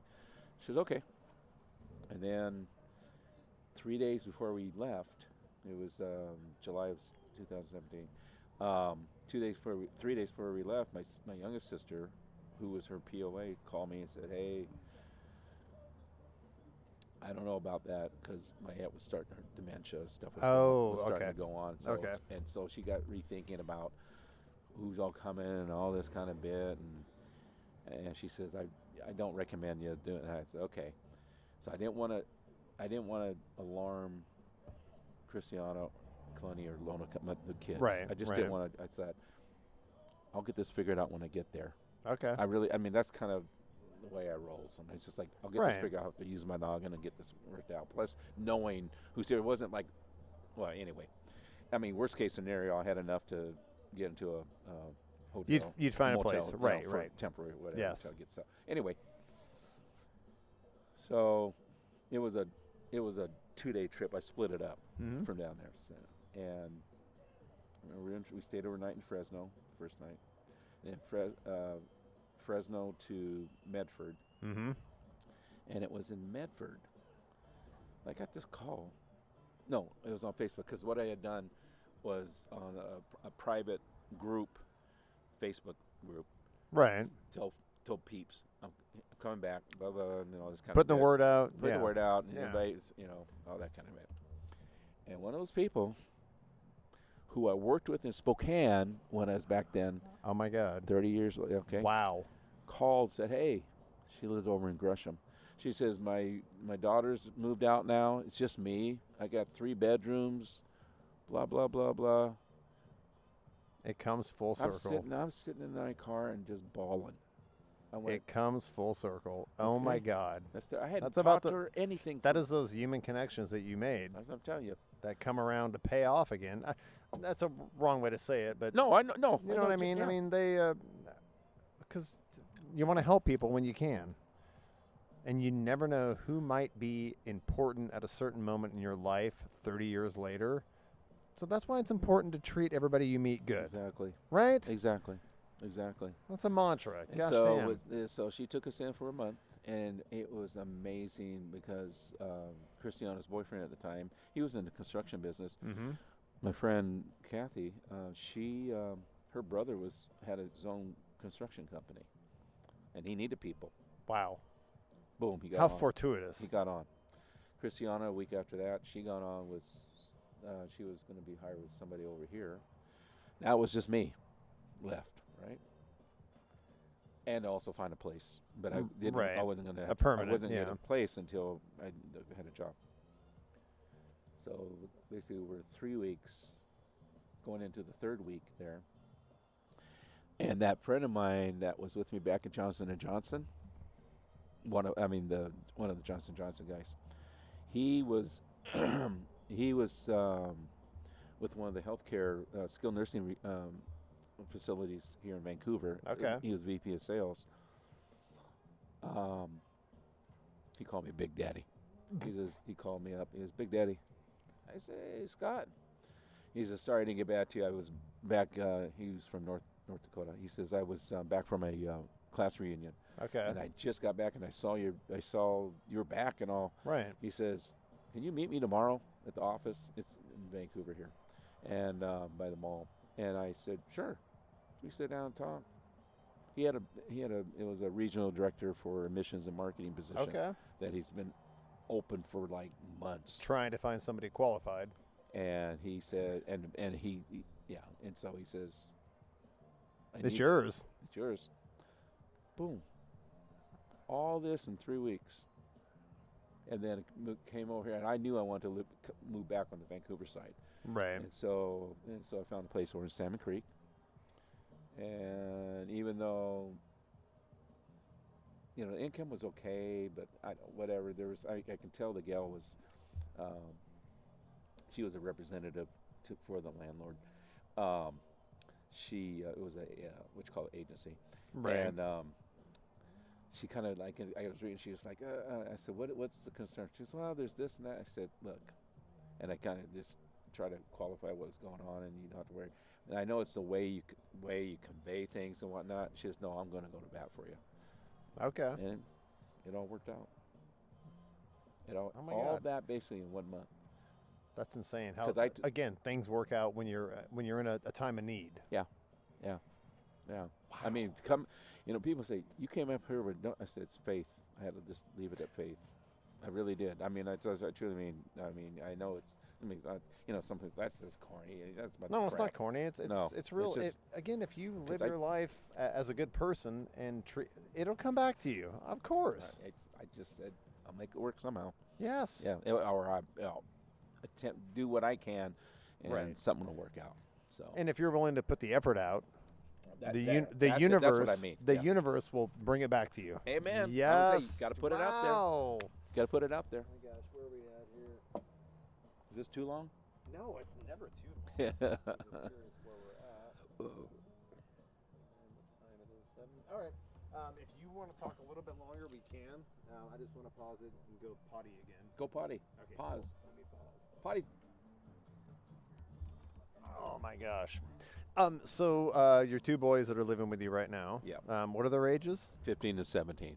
Okay. Yeah, they go to Skyview High School. Where? Remind me where Skyview is. I should know where most Salmon of the Creek. Salmon. Oh, okay. No. Are you up in that area? Yeah. Okay. I'm right by So the. you have a much longer commute. You had no interest in going to Ridgefield? No, because not right now. Okay. I was thinking about it then. To be honest with you, talking with Nathan and Wanda, it kind of gave me another perspective. And plus, bottom line is I love our people. Yeah. It's family. I like it. I like it. However, when they that Thursday when they opened up, Mhm. I that afternoon before coming to work, I had the late shift. I stopped in, so it just like, whoa, it was impressive. Well, we're Facebook friends because I Yeah. went up for the opening. Did Yeah, you I see saw- my I videos? saw that, Yes, yeah. it was amazing. I saw that. Yeah. Again, I had no idea that a Costco opening was such an event. I was shocked. I was like people are tailgating here. People are lining up. I'm like, They were there really? Hours. They were there days before. Oh, days before. Yeah. There were people with like lawn chairs, and I realize now it was for the liquor. Apparently, yeah, I was just gonna apparently say. Costco has high-end liquor at the best price, and I didn't even think of that. I was like, why are you guys here? Why did you set up on Tuesday when we opened Thursday? So yeah, that was a Speaking trip. of that liquor, so when I went in there, I ran across David, Supervisor David that was with us, blonde hair, tall dude, Oh, in the tire shop. tire shop. Yes, right? yes. He Credenster, I think huh? is Credenster. I Yeah. think that's his So last of course, name. as you know, a lot of our people I don't know their last names except the ones I get to know. Right, you know, just so, David. And so we were talking, and he was talking about the liquor and all. I said, "Yeah, I'm a Scotch guy, so I usually get my Glen Levitt." He says, Mm-hmm. "No, you need to go over there and see get the Macallan." I never heard of Macallan. That's kind of a big Scotch, right? Not kind of. Not It- kind no, of. it's brother. actually big. Not kind of. You've brother. never heard of it, I never heard of it. I don't know why I never and you heard call of yourself a Scotch man. it. I'm telling you, right? Exactly, right? He says, "Yeah, it's a little spendy, but hey, it's the best around." Oh my God! 25 year, and the one next to it is 18 year. And Now that's the I know Ford. why people were lining up. Yes. Because that same in a regular liquor store would probably be like 4,000. Oh my God! Yes, sir. That's insane. Yes, sir. Because I know that baby was, I'm never gonna buy it. I shouldn't say never, but if I got it, it would be like 5 other of us guys going in on it or something. Right, you'd have know? a partnership. Partnership. I mean, you can all 'cause I'm not split gonna it spend no. like 7 ways. We're not in that the other class No, of no, income. mm-mm. But anyway, no. I will say that. Yeah, so got the 2 boys and all, and it's and the other kids. There's six step kids. 4 girls, 2 boys, and then I have an older son from my first marriage, Mm-hmm. and then these 2 boys, and it's just coming back. What I'm thinking about, kind of sometimes I get all over the map, but I think about my second wife when she said after Lonokai, my 17-year-old right now, was born, she says, you know, because we were friends. Her and my eldest stepson were on the same went to the same high school, and they were on the baseball team and all. That's how we all met and everything before things changed. Okay. And anyway, so she said when he was born, she says, you get to do this all over again, because when we were just friends, years before that, Right. she knew my ex and all, and they did things and all that kind of bit. She saw what my life was about then. I was on the road 60%, Yeah. and I was gone.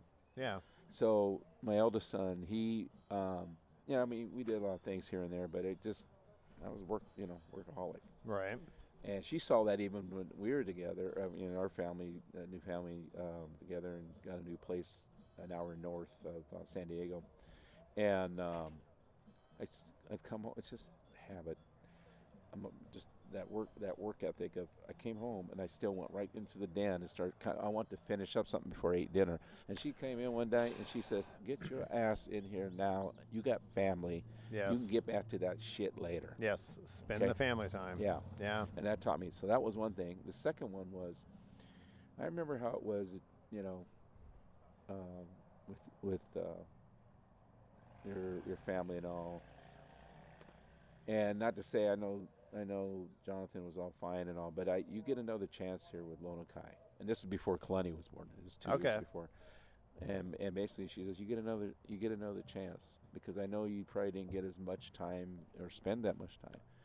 And I got thinking, after I got up here, the things I do, I get involved with everything. I always got involved with all the kids' stuff, Right. But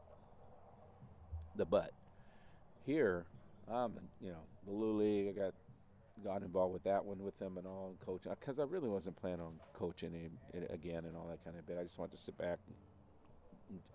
But that baseball blood in me got, and then getting to know folks, and it's just one thing led to another, and boom. So involved with a lot of their activities.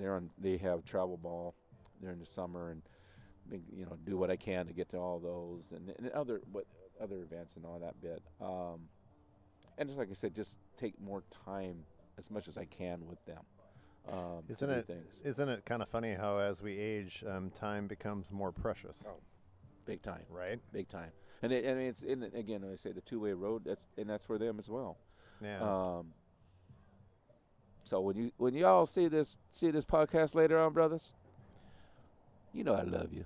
Oh, heck yeah, absolutely. And they know because I'm dad, pops, whatever, and I'll be a parent at times when you have to. When I have to, but they're good. They're good guys. They're good. That's They're awesome. good boys. My eldest, same kind of deal. Just a good guy. How old is your eldest? He's 35. And where's he at? Up in Seattle area. Okay. My daughter, I only have one child. She's 32. So I can kind of. Oh my gosh. Do you have this experience? I'm sure you do. I see my daughter going through things at the same age she's at now that I went through, and you just have to let them learn it. You have to step back. Now, obviously, if it was something really bad, you would step in and give advice. But some things they have to learn themselves, right? Yeah. And I can relate this back to my mom. I'm seeing the same thing. I am now in my mom's position, right, where she was when I was 32, and I was not like a bad person, but I was just not making the best choices. Okay. And my mom was the same way. She was like, okay, this is something that he has to figure out himself. If I tell him, he's not going to listen. So I'm kind of going through that with my daughter right now. Not in a bad way. She's freaking amazing. Best thing that ever happened to me, and she's doing very well. But she's way too much like me. She thinks she's right about everything, which I do too. We are way too much alike, even though we're very close. We've always been very close. But yeah, there are some of those moments where I'm like, oh God, you're gonna get this in 10 years, but if I try to tell you right now, it's not gonna land. Right. Right. So maybe you've experienced some of that. Oh yeah, yeah. In fact, on that same note, the things, yeah, we want to like. I in this go around now, and that was another thing I've taken heed to is they'll be fine. Let them just, everything doesn't have to be done the Chucky way. Right. It doesn't have to be, even though that worked for you. And that actually, to be honest with you, that has actually helped me at work with some folks, leaving the names out. With Right. some folks that That is so insightful. rub people wrong, right? Right. And I told this person, look, I get it. Be honest with you, I'm just as anal as you are about it. It has to be a certain way because this person told me how to do stuff and all that kind of. Right. And I had to it's all good. I've been doing this like 50 years already, so that's I'm talking just basic stuff, right? Right. And like trash and all that kind of. Right. They're looking at that or something else, and I said, hey, it's all locked up. Looks good to me. We're good. And so I said, I get it. The bottom line is that as long as the they complete it, whatever is supposed to be done, it's done. They do it in their way. It doesn't have to be done our way. Right. And I said that keeps the peace. I mean, because I had to learn. Because I used to come on hard. I remember my stepkids when we first Mm-hmm. became those first months, and we're under the same roof. And I remember because you had this and that, we don't have about how to keep the house tidied and all that Right. kind of bit and all that kind. And I said, I didn't come back. No, that's just the way it's supposed to be. I got thinking, you know what? Yeah, they need to be. Just let them do it their way. And I'll tell you too. I remember my mother when she first came down there after remarrying and stuff and seeing all the kids. I remember when I took her back to the airport. She says, "Take it easy on those Take it easy on those kids. Take it easy. Just." Let them And be I themselves. got thinking, I didn't yell at her. She says, "No, it's your body language." And I know. Oh 'cause I yeah, have a especially because I have a you s- have a stature. and that's Yes. And So even if you're not yelling, your stature imposes. Yep. Yep. Yep. And I thought, yeah, you're right. So I backed off a while, and so the second wife, the one when she was going through her before she became comatose, that in the last couple of weeks before that, when she was still lucid, I remember actually it was a couple months before this. One night in the middle of the night, 2 in the morning to be exact, I wasn't quite asleep yet. She says, "Hey, we gotta talk." And I look at the clock and I go, "You all right?" She goes, You "Yeah." were probably in a chair in the hospital room and. No, we're in bed. She's back at home. She's Okay, back in, okay. It's she's for the end. For the end, hospice. the beginning stages of hospice. Okay. And we're back in our own bed and stuff. But anyway, she says, well, what she wanted to do is have a talk about the family.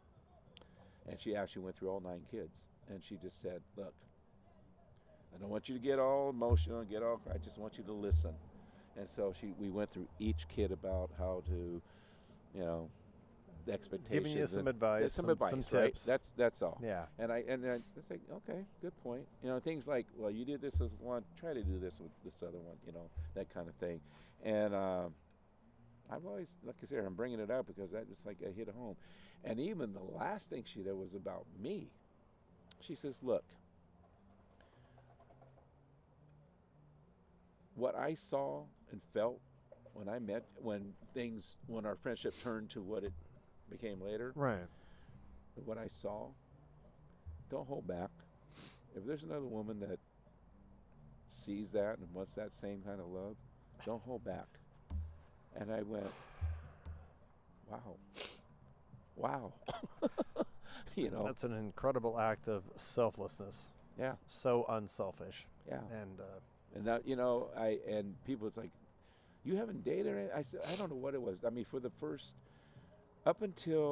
honestly, Ken, up until 2 years ago, I didn't think about, I don't know. I don't know why. I'm not one to push. It's like I have to have somebody or I have to go out Right, with date. right. I just want it to kind of come to if it works out with someone. Just let it happen naturally. I do. Hey, I am looking for a little companionship out there to go to the movies with me. Somebody, come on now, come on. I'm not Come gonna on. name any names who I'm interested in, but yeah, some of you might be listening. There are some good movies in the theaters right now. Yes. We need to re-embrace the theaters. That is an experience. You shouldn't watch every movie on a gosh damn phone. Right. So, anyway. So anyway, so basically, yeah, I'm open now. But up until then, it's just there was no. If it's mutual, that's fine with me. Other than that, Did I that just you caught me off guard there, obviously. Sorry. Yeah. Did one of the links I sent you was with Matthew's father, Paul Young, that wrote The Shack? Did I send you that one?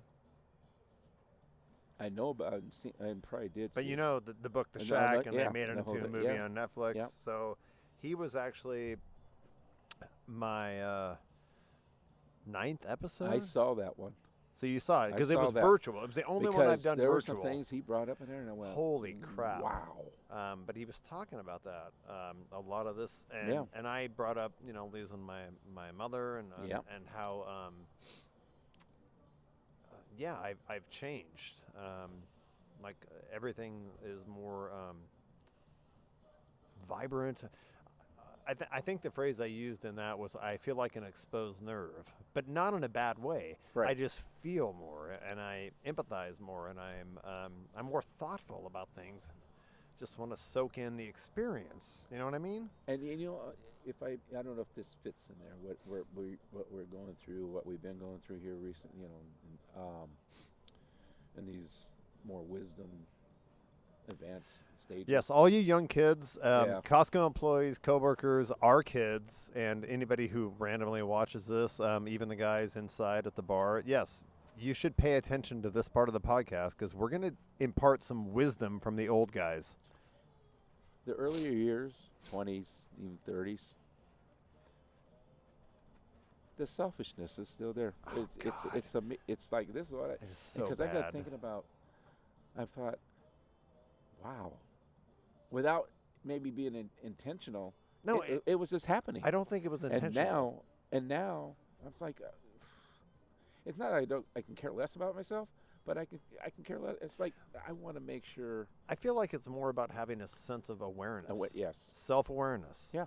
Whereas in our 20s and early 30s, we weren't doing it on purpose, but our frontal lobe wasn't fully developed. Right. Men are dumb. Sorry, yeah, ladies, shout out to ladies. Y'all develop mentally a lot faster than men do. Amen. And there has to be an evolutionary reason or a God reason for that, maybe that makes it work between the sexes. But God, men are so dumb until they get into their 40s, and then sometimes they're still dumb. Amen to that, right? Yeah. Oh yeah. So, but a lot. God, I've teared up on a couple of podcasts before. Usually when I'm talking about my mom and the inspiration, but that's the first time that I've teared up listening to my guest. So, all right, you got one on me, Chuck. Yeah, it's just it's there was a moment I remember when I was down in Southern California. Again, baseball has been my life and all. So I did do men's rec baseball. Rec down league, there, right. Rec league down there, right? And I tell people, they go, "Oh, softball." I said, "No, baseball." I was fortunate enough my body To state. actually play Yeah, adult baseball. adult baseball. Yes. Center field. Or as I listened to the local Portland guys, Isaac and Zook on their Yeah, primetime sport. yeah. You listen to them? No, I've heard about. Okay, it. but Yeah. as they in a sense of humor way, laughingly, they call it pathetic old man baseball. Yeah. Amen. Right to the T, baby. So when I was in LA, I played 7 years there, and then when I went to Seattle, I didn't play. And then when I got back down to San Diego, I ended up playing with this team for 17 years. Oh, wow. I only stopped playing 10 years ago or so. Okay. I mean, at some point, you have to stop the hazardous acts. Well, in fact, just after she passed, Misha, my second wife. I was thinking, okay, I got to get back playing because I didn't play up for I don't know, a season. Okay. I remember a season. I don't know if it was the spring or the fall season because we played year round, Anyway, and I know she would find no, the guys would not let me. They said no, you just take care of the kids. And I said, well, they're because they used to, she used to bring. Let's see how many were at the house. 7, and then it got down to 6 for a long period of time. She'd bring them to the game, the 2 boys and all 4 girls. The 2 younger boys and all 4 girls. Yep. I mean, they were they were young and all that bit, but that was an hour drive back down to San Diego because we were living an hour north up in Temecula, Marietta. But anyway, were you like an hour from? Is that Rancho Cucamonga area? That's about that was just south of that. Just south down to 15. Yep. Yes. Exactly that. Okay. So you got San Diego way south.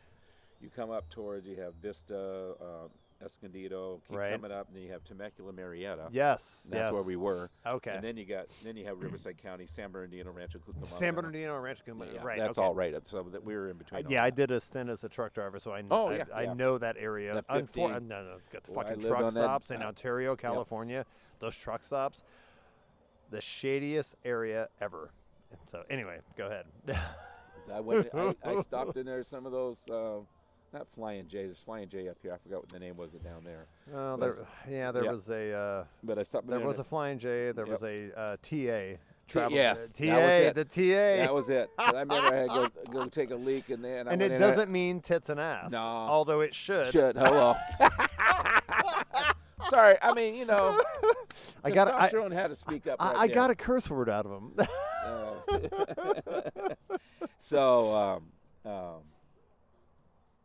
So anyway, that was all the ball was down in San Diego. So we'd go down there. I mean, every Sunday was she'd make sure all of them would get in. Yeah. And make that right. So that was my support. I remember it. There were a few years there. They had on All Stars, and so the whole family coming. The announcer says, and in center whatever the introduction part with his clan here, and because they're all taking up. They're all embarrassing you. Yeah. Yes. Oh, they would. Oh, they're making some noise. Yeah. Let's go, Baloo. So the kids dubbed me Baloo. Yeah, it's Baloo from Jungle Book. Oh my The bear. God, that's a great Because reference. I was, big dude, always dancing around. I've seen you dance at Matthew and Anna's wedding. I was like, you cut a rug. So one of them said, "Hey, Baloo," and that stuck. That's awesome. And here, my who's now 6-year-old granddaughter, she, Christiana's girls, when she was 2, when she tried to say Grandpa, it came out Zaza. Zaza. Z-A-H-Z-A. I spelled it Z-A-H. Okay, that's a nickname. But it is. That's gonna stick. It is. Yes. When she said Zaza. that, when Christiana told me that, I said, you know what? Because I'm gonna roll with that. When you have multi, grandparents or whatever. Right. One's Papa or Grandpa. Yes. And this one's easy because even my my eldest son's family, his wife, they say Zaza. So I mean, they picked You up have on that. it. That's amazing. Yeah. So with my And own I kid, like when it happens organically like that. Yeah. Like you didn't have to plan it or think about it. when she said that, I went, okay, guess what my name is. I'm gonna roll with that. Yeah, Zaza. All right. Jesus. Anyway. Yeah, we are gonna wrap it up because it is getting windy and I think the rain's gonna come in. So I should probably the air's changing right now. I should probably pack the electronics up so Yeah. it doesn't get rained on. But Chuck, dude, seriously, it was an honor. This has been I great. very enjoyed talking to you. I'd be happy to do another one. Yeah, we'll do another one down the road. Christiana, I promise I'm going to let him listen to it, and I will not. I think you were fine. Yeah, I don't think you said anything Nope. controversial. No. So I think we're good. Yeah. Do you want me to give you a copy to review before I publish it? Just go. Dude, again, go. it was a very honest, earnest, amazing conversation with a really good person. Thank you. I came in open. It's like there's no there's no reason not to. I mean, if they have an opportunity. Yes. I mean, you can like, oh, well, yes, and there's folks that. Did you overthink it? I'll ask this. I promise we'll wrap it up. But I have here. I'm not going to name names, but this is and you're in sales, so you probably understand. You throw 100 darts. at the target and 10 of them hit. Like, scheduling is the hardest part, but also I will put out a net of just offers. Do you want to be on the podcast? Do you want to be on the podcast? And there's either some people that are like, oh, no, that's weird. So they're a definite no. I'm not going to go back and revisit them. There are some that will say, oh, that could be cool. Yeah, send me some links. I'll review it. And then I never hear from them again. And then there are some, like you and like Laura and like Heather and Elena that are just like, oh, yeah, that could, I never thought about it. That could be cool. And then it's easy. I just book them. We pick a date and we do it. That's what I'm saying. But I'm just like, it's not scary. It's just, we're just talking. But I feel like so many people have this idea of what a podcast is because, of course, of social media and the gosh damn internet and all that stuff. Right. Like, no, we're just, I always say it. We would be having the same conversation if we were having coffee at Starbucks. There just happens to be a microphone in front of your face. Right. So and understanding the premise of what this is about and why. Right. That's maybe I need to get that message out more because I'm not trying to create content to get popular. I don't promote this. No. I'm not trying to be controversial. I'm not trying to talk about politics or whatever to get clicks. I don't care about effing clicks. And you see I'm censoring myself now. So I don't care about clicks. Yeah. This is a bigger picture idea that I have. And it's something that I want to share with people because I think it's a really good gift. Yeah. Like the fact that I'm almost 80 episodes in, when I pass, my daughter is going to be able to go back and hang out with her dad. So anyway, seriously, Chuck, thank you. I really appreciate it. And we will shut it down. And Christiana, he was amazing, and he censored himself.